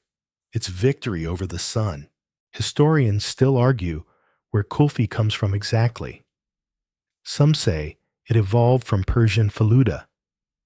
Others trace it to South Asian traditions of reducing milk into thick rabri and adding cooling herbs. Still others credit the Central Asian influence brought by the Mughals. Whatever its origin, kulfi became its own thing, firmer than gelato, richer than sorbet, uniquely suited to a tropical empire. In the alleys of Agra and Lahore, you find kulfiwala's vendors with wheeled carts and painted umbrellas. They ring bells softly and call out to children, pulling molds from insulated pails filled with salted ice. No refrigeration, no electricity, just technique honed over centuries. You sit on a low stone ledge and watch a boy trade a copper coin for a stick of mango kulfi. He takes one lick, then another, then immediately tries to finish it before his sister notices. He fails. She appears like smoke and demands a bite. Negotiations ensue. Some carts offer flavors you've never seen before. Tamarind, rose apple, toasted fennel seed. Some are pale and traditional, others neon pink or green, dyed with beet juice or crushed pistachios. All are firm, cool, and slightly chewy, meant to last in the heat. Elsewhere, a woman stirs milk slowly over a coal stove. She scrapes the sides, collects the malai, folds it back in. This goes on for an hour. Then she stirs in sugar-crushed almonds and threads of saffron that melt into gold. She pours it into terracotta cups, covers them with cloth, and stacks them in ice-lined crates. This is kulfi for a wedding. There will be music, dancing, and chilled sweetness to follow. You wander into a crowded courtyard where guests gather beneath strings of marigolds. Laughter echoes off painted walls. Trays of food are passed around, and finally, the finale plates of kulfi, served with faluda noodles and rose syrup, glistening like rubies beneath oil lamps. Someone claps. Someone sighs. Everyone eats. And there beside the well, a grandmother tells a story. Her kulfi is nearly melted, but she doesn't mind. She's explaining how, when she was young, they'd make kulfi without molds, just earthen pots sealed with cloth and buried in the coldest corner of the house. It took all day and tasted like joy. Fringe theories suggest kulfi molds made their way to Britain during colonial rule, influencing frozen desserts of the Victorian era. Others say the idea of no-churn, dense-set cream traveled to Italy and whispered inspiration to semifreddo. What's certain is that kulfi didn't just survive, it thrived. Carried across oceans, reinvented in restaurants, honored in back alley stalls. It is a dessert that remembers where it came from, even as it melts on new tongues. As twilight deepens, you sit beneath a jasmine-covered trellis. The last of your kulfi softens in its dish, the scent of cardamom rising as the stars blink awake. You eat slowly, spoon by spoon, until the plate is empty and the night feels just a little cooler. You remain seated beneath that jasmine-laced trellis a little longer, watching the evening draw itself across the sky in strokes of dark indigo and dusky plum. The scent of saffron and spice still lingers on the air, blending now with a faint trace of firewood and dew. You're still thinking about kulfi, its stillness, its resilience, but the story moves on, and so do your thoughts. Because while kulfi might have ruled the Mughal courts and alleyways of South Asia Europe, was having an entirely different kind of dessert dilemma. Specifically, how do you freeze cream when winter is gone, the rivers are thawed, and your nearest glacier is halfway up a mountain? You find yourself drifting toward Renaissance Italy, where innovation is always in the air alongside the scent of roast duck, citrus zest, and freshly laid mortar. You're in Florence now, or maybe Naples, depending on which history book you ask. But wherever you are, there's a man with a name that keeps popping up in frozen dessert circles: Bernardo Buontalenti. Architect, painter, engineer, alleged inventor of the first gelato. Now historians still argue whether Buontalenti actually created gelato or simply designed a clever machine to make it. But that hasn't stopped Florentines from crediting him with an early version of what would become the creamy, luxurious, and dangerously addictive Italian-style ice cream. You sneak into a bustling kitchen near the Medici court. Its stone floor dimly lit and thick with the scent of roasting meat and stewing plums. But in one corner, there's a different energy, a cluster of servants working with peculiar urgency. Copper pots clatter. Ice crunches beneath cloth-wrapped hammers. Someone is turning a large iron crank, and at the center of it all, a chilled chamber surrounded by salted ice. Inside that chamber, cream honey, and a curious blend of orange blossom water and bergamot. The mixture is slowly churned, not briskly, not violently, but gently, the way you'd coax a cloud into staying close to earth. Buontalenti's gelato wasn't whipped with industrial vigor. It wasn't stuffed full of air like its modern cousins. It was denser, more like custard than cream. And because of that, it melted slower, tasted richer, and hugged the tongue like a velvet ribbon. You lean over the shoulder of a young apprentice as he scrapes the mixture from the walls of the freezing bowl. It's thickening. He smiles. He's getting it right. No refrigeration, no temperature gauges, just intuition, repetition, and a lot of salt.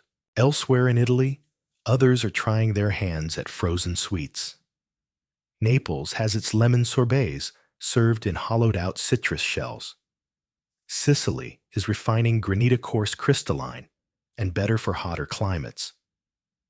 Venice imports snow from the Alps to chill wines, then starts experimenting with sweetened milk. And across these cities, dessert becomes theater. In one noble home, you witness a banquet where tiny pyramids of frozen cream are unveiled to applause. They shimmer under candlelight flecked with candied peel and topped with spun sugar. No one speaks for a moment. Then spoons hit plates like a soft chorus. The trick, you realize, is not just freezing, it's showmanship. Back in Florence, you catch a glimpse of Buontalenti himself, tall, ink-stained, gesturing wildly at a young assistant carrying 2 jugs of rose water. He's explaining something about airflow or perhaps poetry. It's hard to tell. He's half inventor, half magician. One of the oddest details about his process is that he supposedly used saltpeter potassium nitrate as part of his chilling agent. When mixed with water, it creates an endothermic reaction, drawing heat inward and allowing cream to freeze without traditional ice. Fringe theory maybe, but the science works. You sneak into a side room where wooden molds sit in rows. They're shaped like bird stars and even tiny castles. Frozen cream is pressed into them, released onto silver platters, and garnished with fresh herbs or petals. You lift one carefully. It's shaped like a lily. It melts between your fingers before you can taste it, but the idea lingers. One curious fact, early gelato wasn't always sweet. Some versions were savory cheese-based or even flavored with herbs and spices. Rosemary bay leaf black pepper, a scoop of Parmesan gelato alongside roasted quail. An acquired taste perhaps, but it shows how fluid the definition of dessert really was. You pause beside a woman in a green linen dress, fanning herself with a folded napkin. She offers you a bite of something cold and creamy from a crystal dish. You take it. Hazelnut, toasted, flecked with something bitter, chocolate maybe, coffee possibly. Whatever it is, it makes your toes curl. You linger at the Medici estate a little longer, watching noble guests drift out onto the terrace with their chilled treats. One man whispers about how France will never catch up. Another boasts of a cousin in Naples who's discovered a faster way to freeze using sealed clay jars submerged in salt baths. A servant refills the ice trays. Another begins prepping the custard for tomorrow's batch. This isn't just dessert, it's daily performance, a culinary ballet set to the rhythms of sunrise and salt.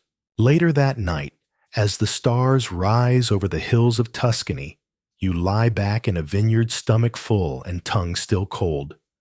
The world smells like thyme and crushed grape leaves.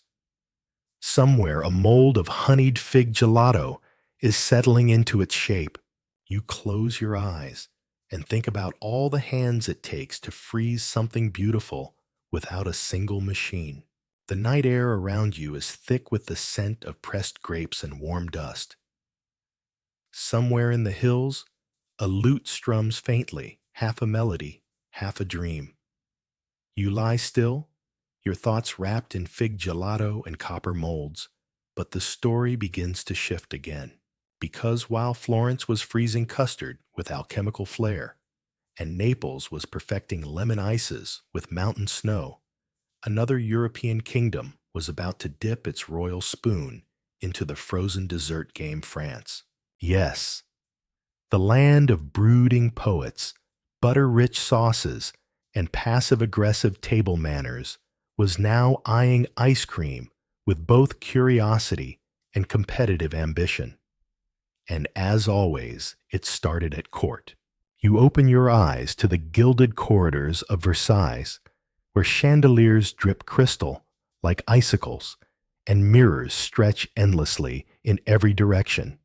Servants move like ghosts, their footsteps muffled by velvet and ceremony. And at the heart of it all, a man with a dessert problem, Louis XIV. The Sun King was famously fond of spectacle dinners, with dozens of courses gardens that obeyed geometry fountains choreographed like ballet. And when he heard that the Italians had invented a way to freeze milk into a dish fit for divinity, he wanted it. Immediately, historians still argue whether it was Louis himself or his cousin Philippe who first imported the secrets of gelato into France. But what's not debated is this: once the frozen foot was in the door, it never left. In the royal kitchens, French chefs began tinkering. They softened the texture, added more sugar, experimented with egg yolks, and eventually created something unmistakably different from the dense custardy Italian gelato. This new creation was lighter, colder, and served with a flourish. The French didn't just eat ice cream, they staged it. Glass bowls on mirrored trays, sorbets carved into swans, raspberry ices tucked into sugar cages. One banquet menu from the reign of Louis XV includes an entire course dedicated to les glaces, the ices. And the variety is staggering: citron, vanilla, pistachio, coffee, orange blossom, violet, even truffle. You imagine the frozen perfume of it all, delicate scoops melting slowly on the silver tongues of powdered wigs. You wander through a candlelit hallway and slip into the royal kitchen. The chill is artificial. A room built half below ground, thick walls, a tiled floor constantly doused with cool water. Barrels of snow are hauled in from the Pyrenees and stored in vaulted cellars called glacières. You watch as young kitchen boys crush the ice with mallets, loading it into freezing chambers packed tight with salted straw. Nearby, a chef in a flour-dusted apron whisks egg yolks into hot cream, slowly pouring in a stream of sugar syrup scented with rose water. Once cooled, the mixture is sealed in a pewter pot and spun by hand inside an ice-lined tub. It's a labor of rhythm, stir, scrape, wait, stir again. You lean in as the chef dips a spoon and tastes. His eyes close. He mutters something about texture and nods. It's done. He pours it into a fluted mold, shaped like a lily, seals the top with waxed cloth, and lowers it into a freezing barrel. This is ice cream, yes, but it's also sculpture, ceremony, and science. One quirky note. Early French recipes often suggested adding a pinch of salt or even a drop of brandy, not just for taste, but to adjust freezing points. Some even recommended stirring with silver spoons to avoid metallic confusion, though what exactly that meant remains lost to time. And what of the common people? Well, as always, frozen desserts took their sweet time trickling down. Street vendors in Paris began selling flavored ices by the cone, lemon, cherry, almonds served in paper wrappers or tiny clay cups. For a few sous, you could taste what the king tasted, at least in theory. But there were caveats. The ice wasn't always fresh. The cream wasn't always cream. Some recipes used thinned milk or goat curds. One pamphlet from the early 1700s warns rather dramatically, avoid the man with licorice boots. His ices are made from river snow and sin. You stifle a laugh as you pass a shop in the Marais district. Inside, a woman is stirring a chilled bowl of what smells like lavender and honey. Her daughter stacks small tin molds on the shelf behind her, some shaped like stars, others like birds.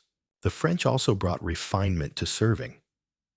Porcelain bowls painted with pastoral scenes. Spoons shaped like delicate reeds. Napkins embroidered with phrases like La fraîcheur du palais and Le vent sucré. But not everything was elegant. You stumble into a less fortunate corner of the city, where enterprising children collect dirty snow and sell it to passing travelers as glace naturelle. The snow is packed with bits of straw and ash, and you quickly decide not to investigate further. Still, the influence of French frozen desserts begins to spread across borders, into menus down streets, into paintings and journals. One traveler writes of being served a mountain of ice cream shaped like a dove during a midsummer feast. Another describes a pot of freezing cream so sweet it stings the teeth, served on a platter of rose petals. And of course, it wouldn't be France without a little ego. A pamphlet from 1732 insists that while Italy may have invented gelato, only the French had made it art. L'Italie à la neige, Mais nous avons le goût. Italy has snow, but we have taste. By now, you're reclining beneath a trellis of climbing roses, the night folding around you like parchment. Somewhere, a dessert cart rattles past, loaded with frost-flecked tins and copper ladles. The scent is unmistakable vanilla and violet tangled in the wind, and you realize that while France didn't invent frozen dessert, they gave it culture costume and confidence. They turned cold cream into courtly fashion, and all without refrigeration. You stretch your legs beneath the imaginary velvet tablecloth of history and shift your gaze northward, across hills, across fields, across the Channel, to a land not exactly known for its cuisine, England. Now, before you roll your eyes, hear me out. Because while medieval and early modern England may conjure images of soggy meat pies and boiled cabbage, it too had a sweet, icy secret, one that arrived not with trumpets, but with ice houses imports and a surprisingly competitive noble class obsessed with being the first to do everything. Your first stop is the court of Charles II, a monarch known for long wigs, short tempers, and an unusually refined palate for someone who once banned coffee houses for being too talkative. And yes, this is where the English story of ice cream begins, more or less. The year is 1671, and the royal banquet at Windsor is in full swing. Roasted peacock, glazed fruits, dishes with names like gooseberry fool and hasty pudding. But then comes the moment. A server glides through the hall with something cold, sweet, suspiciously French. It's ice cream, or, as the serving records call it, icy cream, a soft, snow-cooled dish reserved for His Majesty alone. Yes, you heard that right. Only the king got it. Everyone else stared. Historians still argue whether this was truly the first serving of ice cream in England or simply the first recorded serving. But either way, it stirred up something envy, curiosity, possibly toothaches. The recipe itself was likely brought from France, where English courtiers had spent years in exile during the Cromwellian chill. But the English, being English, quickly decided they could improve it. Less cream, more sugar, more spice, less flair.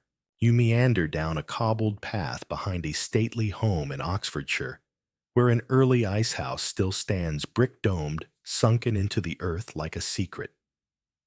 These ice houses were filled with winter snow packed in straw and guarded like treasure. The ice could last all year if managed properly, and was used not just for drinks and medicine, but for desserts. Inside the manor kitchen, you watch a cook in a linen bonnet stir cream over a fire, adding orange blossom water, nutmeg, and a splash of brandy. The mixture is poured into pewter molds and lowered into a rotating churn inside a wooden tub filled with ice and salt. It's work. It's time-consuming. It's entirely impractical unless you have servants and surplus dairy. But when it's done, it's delicious. And then comes the twist ice cream as status symbol. By the 18th century, English elites weren't just eating ice cream. They were performing it. Lady Wortley Montagu reportedly served saffron and ambergris ice cream at one of her summer salons. The Duchess of Portland kept a recipe chest filled with hand-copied frozen confections sent from France and Italy. In London, cafes began appearing with names like the Pineapple Room or Gunter's. These were the places where you'd see powdered gentlemen and corseted ladies eating lemon ice with ivory spoons, pretending it wasn't freezing their teeth. One particularly delightful fact: many early English ice creams were fruitless, literally. Instead of strawberries or berries, flavors included burnt sugar, brown bread cheese, and even Parmesan. Yes, you could get cheese ice cream. You probably still can, but let's not. You pause at a pastry shop near Covent Garden where a cheerful sign reads, "Ices available by the inch." Yes, you paid by length. A slice of frozen dessert served like a brick cut and plated with tongs. One surviving menu offers this inspiring combination: rhubarb ice cream served with mustard sauce and orange jelly, to which the only response is brave. Of course, not everyone had access to these chilled luxuries. For the average Londoner, frozen treats were more humble sherbets sold by street hawkers, packed in tin cones or wrapped in paper, flavored with whatever fruit was cheap that week. Still, the popularity spread, driven by gossip fashion and cookbooks, with elaborate titles like The Complete Confectioner or The Whole Art of Making Creams. Ices and waters explained with 12 engravings. Yes, even the cookbooks were dramatic. By the late 1700s, English ice cream makers were experimenting with layering freezing 2 or 3 flavors in a mold shaped like a fish a pyramid or a bust of King George. Because nothing says dessert like a frozen replica of your monarch's head. And in one very odd corner of history, a manual written for housekeepers in 1790 recommends serving pineapple ices with a candied rose petal garnish to soothe the nerves after unpleasant political discussion, which might be the most British sentence ever. But as you lean against the cool stone wall of the old kitchen, one truth becomes clear. The English may have arrived late to the ice cream party, but once they got there, they brought their own chairs, demanded a cup of tea, and started printing recipes on linen napkins. You return to the manor garden where a young boy carries a small bowl of something pale and glistening. He eats slowly, his eyes wide. Behind him, a maid grumbles that the ice won't last another day in this heat. And it won't. Because without refrigeration, everything melts. But for a brief moment, in the sunlit shadow of empire, English ice cream held its own frozen absurd and wonderfully precise. You walk now through the scent of wood smoke and cardamom, past the edge of English hedgerows and into the bustling ports of the Dutch Republic, Amsterdam, Rotterdam, Haarlem cities, that were not only teeming with spices, textiles, and tulips, but also, rather surprisingly, with a deepening curiosity about frozen treats. Because if the Italians gave ice cream its elegance and the French gave it its flair, then the Dutch gave it its logistics. Welcome to the 17th century Netherlands, where merchants obsessed over storage engineers built canals that worked like clockwork, and every corner seemed to hide a neat little innovation, including those that made desserts colder longer. You begin this part of your journey on the icy canals of Amsterdam, not in summer, but deep in winter, when the water hardens and children skate with the easy grace of birds, and men begin harvesting the year's most precious resource, ice. Block by block, it's cut from ponds and lakes stacked in straw, then stored in deep brick-lined pits, dug behind the wealthier homes or built into the foundations of warehouses. These ice pits, ijskelders, as they're called, weren't just status symbols. They were tools. They meant cold beer, chilled meat, and eventually something even sweeter. A Dutch doctor writing in 1689 includes a curious recipe in the back of his journal. Not a treatment, not a poultice, but a dessert.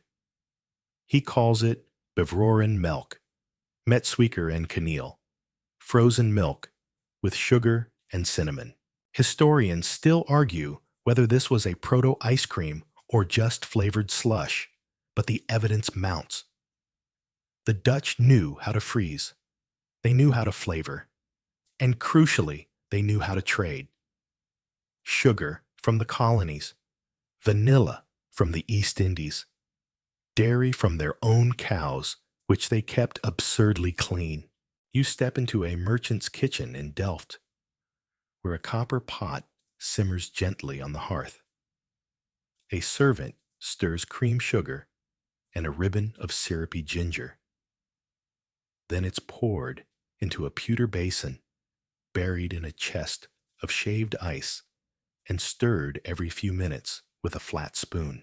The result, not quite the silky churned confections of Naples, but something close, something sweet, something cold, something uniquely Dutch. And here's where things get even more interesting. Because the Dutch, bless them, wrote everything down. Recipes for IJS appear in household manuals, medical treatises, even love letters. One merchant's daughter pens a note to her suitor promising a bowl of chilled cream with rose and nutmeg if he should return before Pentecost. A bribe made of ice.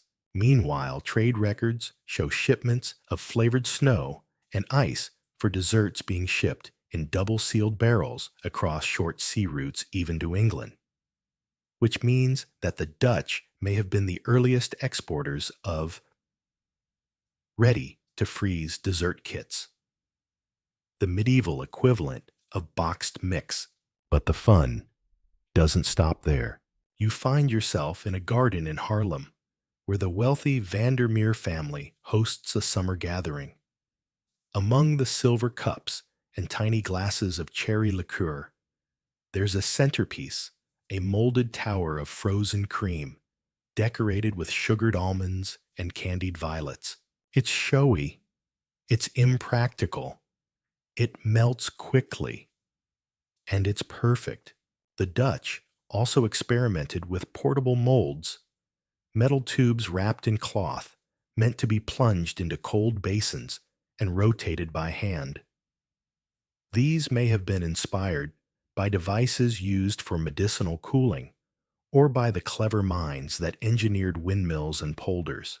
And speaking of clever minds, remember Antony van Leeuwenhoek, the father of microbiology. While he was busy peering at animalcules through his microscopes, he also, reportedly, enjoyed IJS Met citron lemon ice, perhaps to clear the palate after long hours with pond scum. The Dutch obsession with order extended to the presentation of ices too. Manuscripts show diagrams of dessert tables, one for soft fruit ices, one for molded creams, and another for ice-cold beverages served alongside preserved pears. A fringe theory raised in a delightful 1987 food history conference suggests that Dutch guilds may have trained ice stewards, servants specifically trained to mix, chill, serve, and store frozen desserts. No concrete evidence remains, but in the land of painters who depicted fish sellers and lace weavers, is it so hard to imagine a Vermeer painting titled Girl with an Ice Spoon?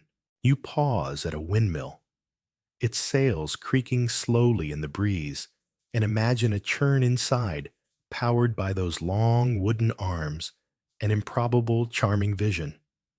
Maybe it never happened. Maybe it did. What's history without a few romantic guesses? As the sun begins to lower over the marshes, you return to the kitchen once more. This time, a younger cook is pouring cooled cream into painted ceramic bowls and bearing them in shaved ice laced with salt. She waits. She checks. She stirs. She hums. Finally, she serves. Not on silver, but on pewter. Not for nobles, but for guests. And everyone smiles at the absurdity of it. Cold food in summer. Cream that doesn't melt before the last bite. And so the Dutch legacy in the world of frozen dessert isn't flashy. It doesn't boast. But it whispers in notes scribbled in the margins of cookbooks. in shipping ledgers, marked with sugar and cinnamon, in the quiet kitchens of homes built to trap cold air. Theirs is a story of precision, practicality, and sweet surprise. You walk west, now carried not by ship, but by rumor, across the damp English Channel and into a land of fog hedgerows and meat pies, where dessert is serious business, and the weather often makes cold treats seem unnecessary. Welcome to England, sometime in the 18th century, where ice cream is no longer a marvel whispered among the nobility, but a fashionable indulgence ready to make its entrance into mainstream society. You find yourself strolling through the bustling heart of London, mud-slick cobbles, chimney smoke trailing like ribbons through the gray sky, in a city full of contradictions, grand mansions and slums, booksellers and pickpockets, roast eels and sugar cones. Here ice cream is about to have its moment in the damp English sun. The scene opens at a pleasure garden Vauxhall, or Ranelagh perhaps. You hear the tinkling of musicians, see the flutter of fans and powdered wigs. Between arched bowers and glowing lanterns, tables are being set with porcelain dishes, silver spoons, and in the center of it, all small frosted confections sitting proudly in chilled glasses. Lemon rosewater pistachio, even burnt almond. Some call them ices, others call them iced creams. You just call them miraculous. Historians still argue whether England imported the first true gelato from Italy, or if the British evolved their own unique version based on French and Dutch inspiration. Either way, by 1718, we have proof a book published in London titled Mrs. Mary Eales's Receipts, which includes one short, glorious sentence to ice cream. The recipe is vague but functional. Cream, sugar, flavoring, poured into a pewter pot placed in a bucket with ice and salt. Stir, wait, marvel, eat. The ice cream itself is dense and slightly granular, nothing like the air-whipped cartons we know today. But it is cold, it is sweet, and it is utterly luxurious. You slip next into the royal kitchens. Not by invitation, of course, but you've been sneaking through centuries long enough to know how to avoid notice. A massive copper pot bubbles on the hearth. A footman turns a crank beside a deep, freezing pail. And in a polished silver dish rests the crown jewel of the afternoon ice cream for the king. George VI is rumored to have enjoyed ice creams, and Queen Anne before him. But it's George III who helps normalize it, requesting cold desserts during hot evenings and establishing ice cellars beneath Windsor Castle. These vaulted underground chambers store blocks from winter harvests, layered with straw and hay enough to last through midsummer. Back on the street level, you stop at a confectioner's shop in Soho. Its owner, a man of Italian or French descent, stands behind a painted sign advertising iced creams and water ices for gentlemen and ladies of delicate taste. Inside, small tables gilt mirrors the scent of vanilla and mint. A couple sits quietly, sharing a glass bowl, two silver spoons tapping gently. It's the 1740s, and ice cream has gone commercial. By the 1760s, ices appear regularly on printed menus. A banquet thrown by the Earl of Chesterfield lists 5 flavors. A charity ball in Bath features molded creams shaped like pineapples and swans. And in a notable detail, a servant's diary mentions a cold, eggy cream prepared for a master's guest who complained of stomach heat. And then the twist: you arrive at the home of a Jamaican sugar merchant. His London townhouse is extravagant, his kitchen staffed with cooks from across the empire. He imports not only sugar and spices, but servants trained in tropical preservation techniques. One of them, known to history only as Zabina, writes a brief note in the margin of a kitchen inventory cream with lime and coconut buried in salt ice. It's the first record you've seen of a coconut lime ice cream in England. Fringe historians point to this as evidence of colonial flavor migration, a reminder that empire influenced not only politics, but palates, that the cool desserts of London were shaped by labor knowledge and ingredients from far beyond its foggy shores. As you wander deeper into the Georgian age, the technology advances. The hand-cranked sorbetiere, the insulated ice house boxes lined with wool and tin, the arrival of new ingredients, chocolate, coffee, even tamarind, and with each layer, the ice cream becomes less rare, more attainable, not yet democratic, no, but closer. A final stop, a summer garden party in 1790. There are musicians, powdered dancers, footmen balancing silver trays. But you're not here for the spectacle. You're here for the dessert table, where molds shaped like pyramids, fruits, and even miniature ziggurats, a callback to Mesopotamian geometry, perhaps are filled with layered creams, vanilla over rose, saffron over honey pistachio swirled with nutmeg. You reach for a spoon. A voice interrupts. That one's lemon and clove might bite back. You smile. The woman beside you is eating hers, slowly savoring it as the night cools. It's strange, isn't it? She says, cold cream. But it makes the evening feel warm.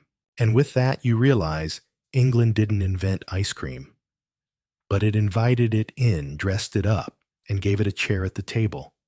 Not as novelty, not as miracle, but as ritual, a small, sweet moment of refinement. You wander from the garden party and step across the Atlantic not by ship, but by memory and migration.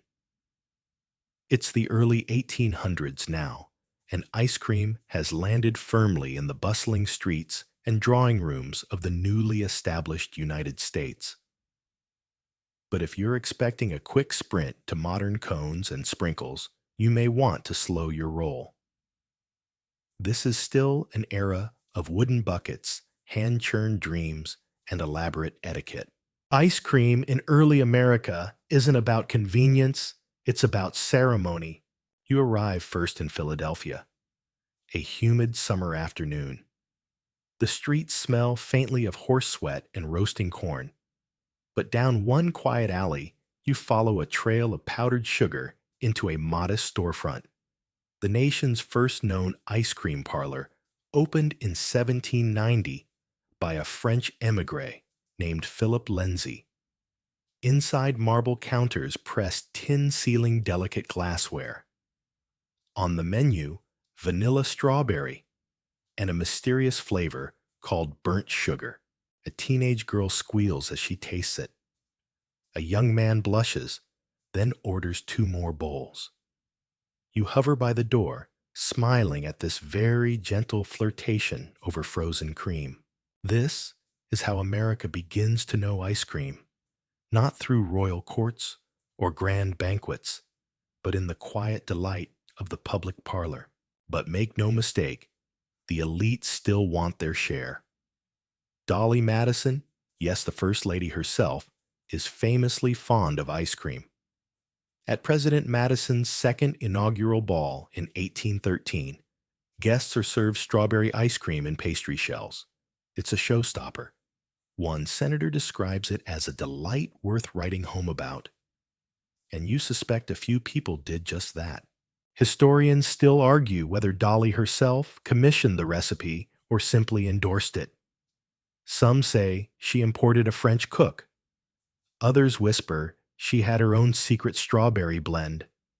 Either way, ice cream officially enters the American political stage with fanfare and whipped charm.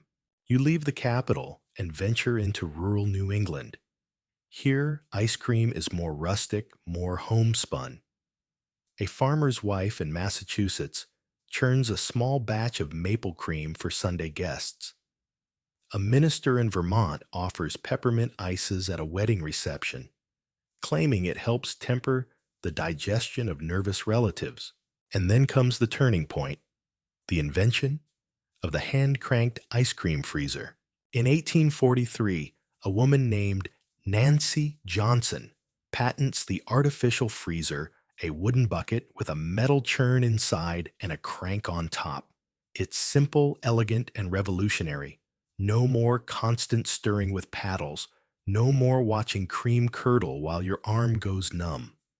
This little machine brings ice cream into the kitchens of the determined middle class. You visit a home where one such freezer is clamped to a bench. A boy turns the crankcase flushed with effort, while his sister adds rock salt and crushed ice to the outer bucket. Their mother in a linen apron peeks inside, smiling. Almost there, she says, and in a few minutes, it's done. A creamy scoop, slightly lumpy, but beautifully cold, is passed from hand to hand. No spoons, just fingers. One of the kids tries to smear it on his brother's nose. You look away to hide your grin. By the 1850s, the American obsession with ice cream is official. Street vendors appear in major cities, balancing pails on carts or hawking cones from hand-painted stands. New York, Charleston, Chicago. Some sell only on Sundays.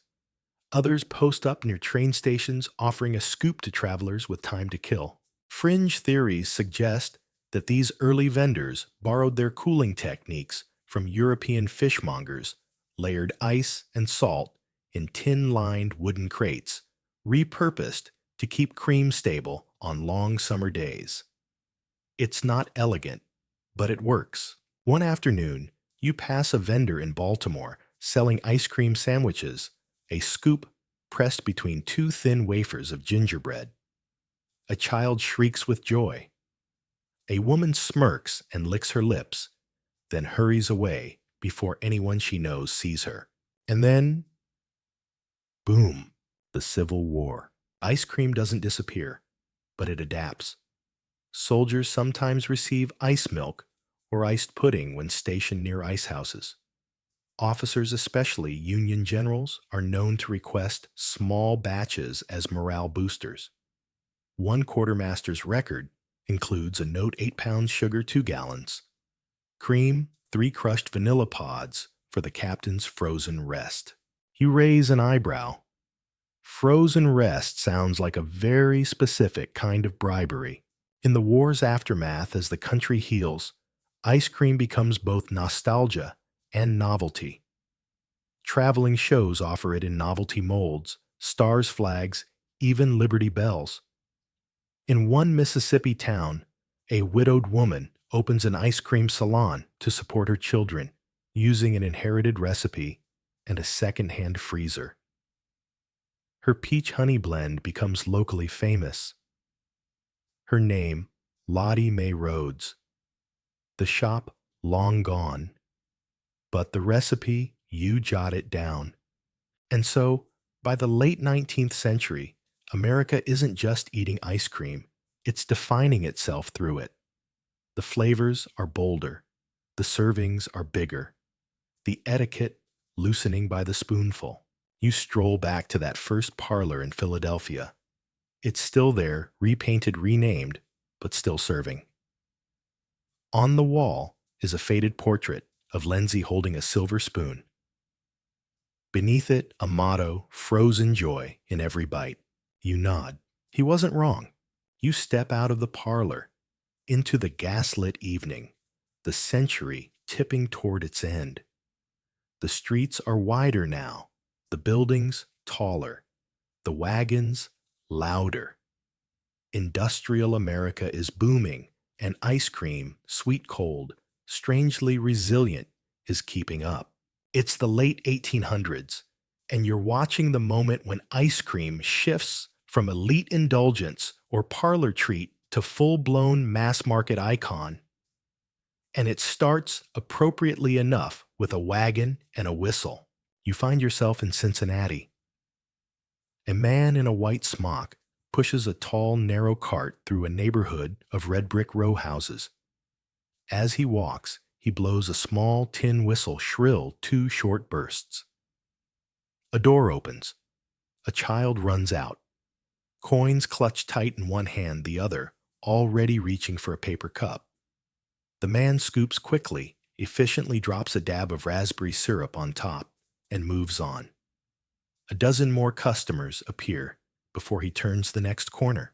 This is the rise of the urban ice cream vendor. They're everywhere now. Italian immigrants in New York, German families in Chicago, Irish entrepreneurs in Boston. Some call themselves hokey-pokey men, hawking penny licks in little glass dishes that are wiped between customers barely. Others invest in mobile coolers, pulled by horses adorned with painted cherubs and flowers ringing bells that can be heard for blocks. You follow one vendor into a neighborhood park. It's Sunday afternoon. Children shriek near a fountain. Couples stroll arm in arm. The vendor parks under a chestnut tree and is mobbed in seconds. He sells out in less than an hour. Historians still argue whether these vendors were admired for bringing sweetness to the working class or frowned upon for unsanitary practices.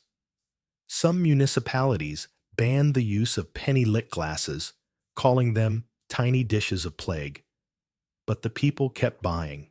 Meanwhile, inside actual ice cream factories, yes, they exist. Now machines churn endlessly. Wooden paddles replaced by steel blades. Hand cranks replaced by belts and gears. The first large-scale ice cream plant is believed to have opened in Baltimore in the 1850s. But by the 1880s, there are dozens scattered across major cities. You sneak into one. It's loud, hot, smells like vanilla grease and ambition. Huge vats of cream bubble quietly waiting to be cooled. A foreman barks orders over the grind of pulleys. Workers in aprons pour flavorings into barrels chocolate peppermint orange. It's chaotic and magical. Out back, blocks of ice are chipped and shoveled into insulated carts. These carts will carry the freshly frozen product across the city to hotels, parlors, shops, and yes, your new favorite innovation ice cream socials. You attend one in a small Midwestern town.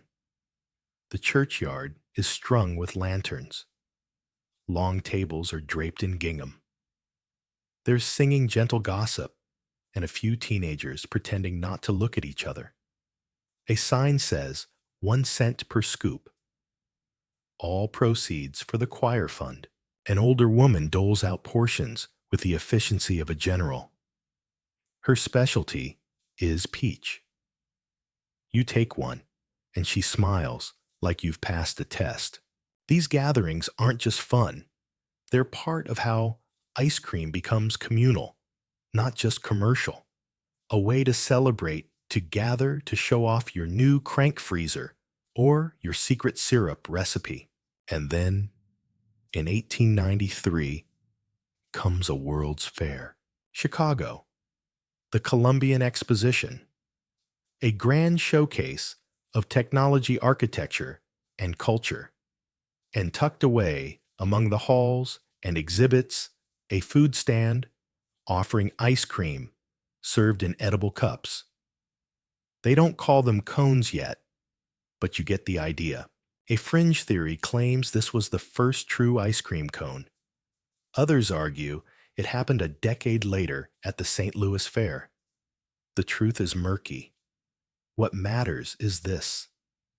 By the end of the century, people are eating ice cream in ways their grandparents couldn't imagine. On boats, in theaters, on bicycles. You visit a drugstore in Kansas. The soda jerk behind the counter wears a crisp white jacket and a paper hat. He slides a tall glass across the marble surface, vanilla ice cream root beer, and a metal spoon. The root beer float is born. A teenager slurps it down in record time, then asks for a second. In another shop, you watch a young man invent something new. Crushed nuts, syrup banana slices, 3 scoops a cherry on top. The banana split, though its exact origin is debated, begins showing up in ice cream parlors around this time. It's messy. It's ridiculous. It's perfect. The language of ice cream is expanding.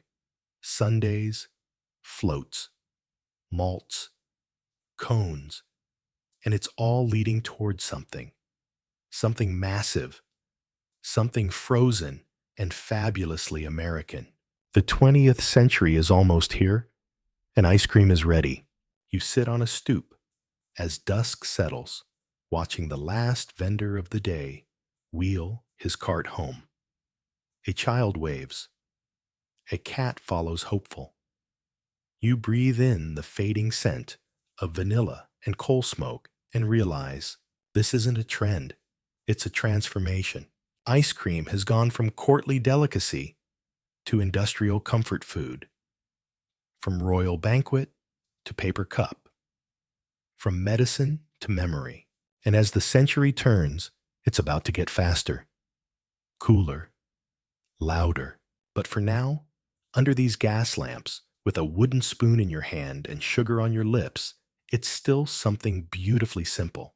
You wake to the clink of a spoon in a glass and the low hum of an electric fan. The world has changed again, quieter now, but humming with modernity. It's the early 20th century, and ice cream is no longer a luxury, a street treat, or a church fundraiser. It's a business, a symbol, a frozen juggernaut. You sit in a small American kitchen. The walls are pale green. There's a tiled floor and a humming Frigidaire, the first electric home refrigerator just a few years old. A mother leans over an enamel counter, scooping pale yellow vanilla into small glass bowls. Her 2 children wait at the table legs swinging, arguing quietly about who gets the bigger scoop. Outside, a bicycle bell rings. Not a vendor this time, but a boy delivering ice cream from the local dairy in a paper box packed with dry ice. The future is creeping in with the quiet hiss of evaporating gas. It's 1920, and refrigeration is going mainstream. Historians still argue whether the invention of reliable household refrigeration was the single biggest breakthrough in dessert history. But it's hard to deny the impact. Suddenly, people can store ice cream at home. No more chipping blocks from ice houses. No more rushing to finish a pint before it melts. And just in time, because a new invention is about to change everything. Pre-packaged ice cream. You find yourself standing in a tidy factory in Ohio. Machines fill waxed paper cartons with perfect swirls. Each carton bears a label Eskimo pie. Invented in 1921, it's the first chocolate-covered ice cream bar to hit national shelves. Within months, it's a sensation. By the end of the year, over 1 million bars are being sold every day. You bite into one, and the shell cracks with a snap. A rush of cream and cocoa. It's not elegant. It's not royal. But it's unforgettable. And so begins the package revolution. Soon, you're walking through a corner grocery store. Rows of freezers hum along the back wall. Cardboard tubs of Neapolitan. Single-serve cups with little wooden paddles. Bomb pops. Fudgsicles. The names get sillier. The colors brighter, the price lower. You pause at a display of novelty, treats clowns, sandwiches bars with chewy centers. Ice cream is a playground now. A laboratory. Back in a living room, a black and white TV flickers. A commercial jingle plays. I scream, you scream, we all scream for ice cream. A child yells it from the hallway. A dad opens the freezer. The family gathers with spoons and smiles. It's a ritual now. Saturday night, summer afternoon, after school, after heartbreak, you visit a diner. A server in a pink uniform delivers a silver dish piled with whipped cream and sprinkles. You overhear a teen saying, "They always had this when Mom was little." Nostalgia already forming in real time. Fringe theories suggest that ice cream's explosive popularity wasn't just about flavor, but memory. A taste tied to childhood, to summer, to safety. A way to anchor people in a fast-moving world. You walk through the decades. 1950s soda fountains, sock hops, a girl with a banana split bigger than her face. 1960s rocket-shaped popsicles, tie-dye swirls, ice cream trucks piping music through suburbs.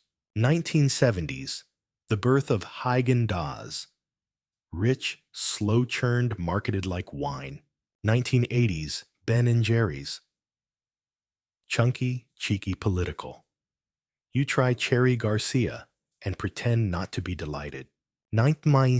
90s, low-fat, frozen yogurt, sorbet. Health sneaks in through the back door. 2000s artisanal scoops. Lavender honey, bourbon peach, goat cheese fig. You raise an eyebrow, but admit it's delicious. And now today, you open your freezer. There are more choices than you can process. Dairy-free, sugar-free, protein-packed, ethically sourced, or just neon blue and covered in gummy sharks. You scoop yourself a bowl, sit on the couch, flick on a screen. You're part of a lineage now. Not royal, not noble, not even particularly tidy, but real. The bowl is cold in your hand. The flavor is familiar. The comfort is instant. And as you finish the last bite, you realize this journey wasn't about dessert. It was about the systems behind it. The women who stirred snow in copper bowls, the street kids who shouted over bells, the housewives with hand cranks, the chemists with powdered mixes, the workers in sticky factories, the lovers sharing a cone, the parents trying to coax one more smile out of a tired toddler. Every one of them added a layer to this history, this mirror of human creativity, care, and craving. And the toilets? Still important. But for now, you're full of sugar and maybe just a bit sleepy. You lie back. The night hums. The fridge buzzes gently in the next room. Somewhere, someone is scooping again. And somewhere else, someone is writing a new recipe. Because ice cream doesn't stop. It churns forward, just like us. Wind down. And now, as the last spoon rests gently in an empty bowl, and the hum of evening settles across the rooftops, you begin to drift. You're not in a medieval courtyard anymore. Not trudging the icy steps of a palace kitchen or crouched beside a flickering flame watching snow melt into cream. You're simply here, in your bed. You're breathing slow. Your thoughts softened. The taste of the story still lingers like the final sweetness at the bottom of a cup, hints of saffron rosewater honey and mint mingling with memories you didn't know you had. The world outside quiets even more. Traffic fades. Screens go dim. Somewhere in another city, maybe another time zone, someone else is listening too, wrapped in a blanket, just like you slipping beneath the surface of sleep. You imagine the old ice pits long since melted. The jingle of carts on cobbled roads. The rustle of reeds in desert wind. You remember the monk who stirred snow with herbs, the girl who bartered for milk with laughter, The boy who wrote about goats and figs in a corner of a forgotten tablet. And you smile, because even if you never churn ice cream in a copper pot or light a lamp beneath a frozen shelf, you are now part of that story, the one made of sugar and patience and quiet care. And as your eyes finally close and your chest rises and falls with the ease of rest, you understand sweetness is not just a flavor, it's a feeling. And tonight, it has tucked you in soft as snow, gentle as cream, ancient as the stars above. End of script. Sweet dreams.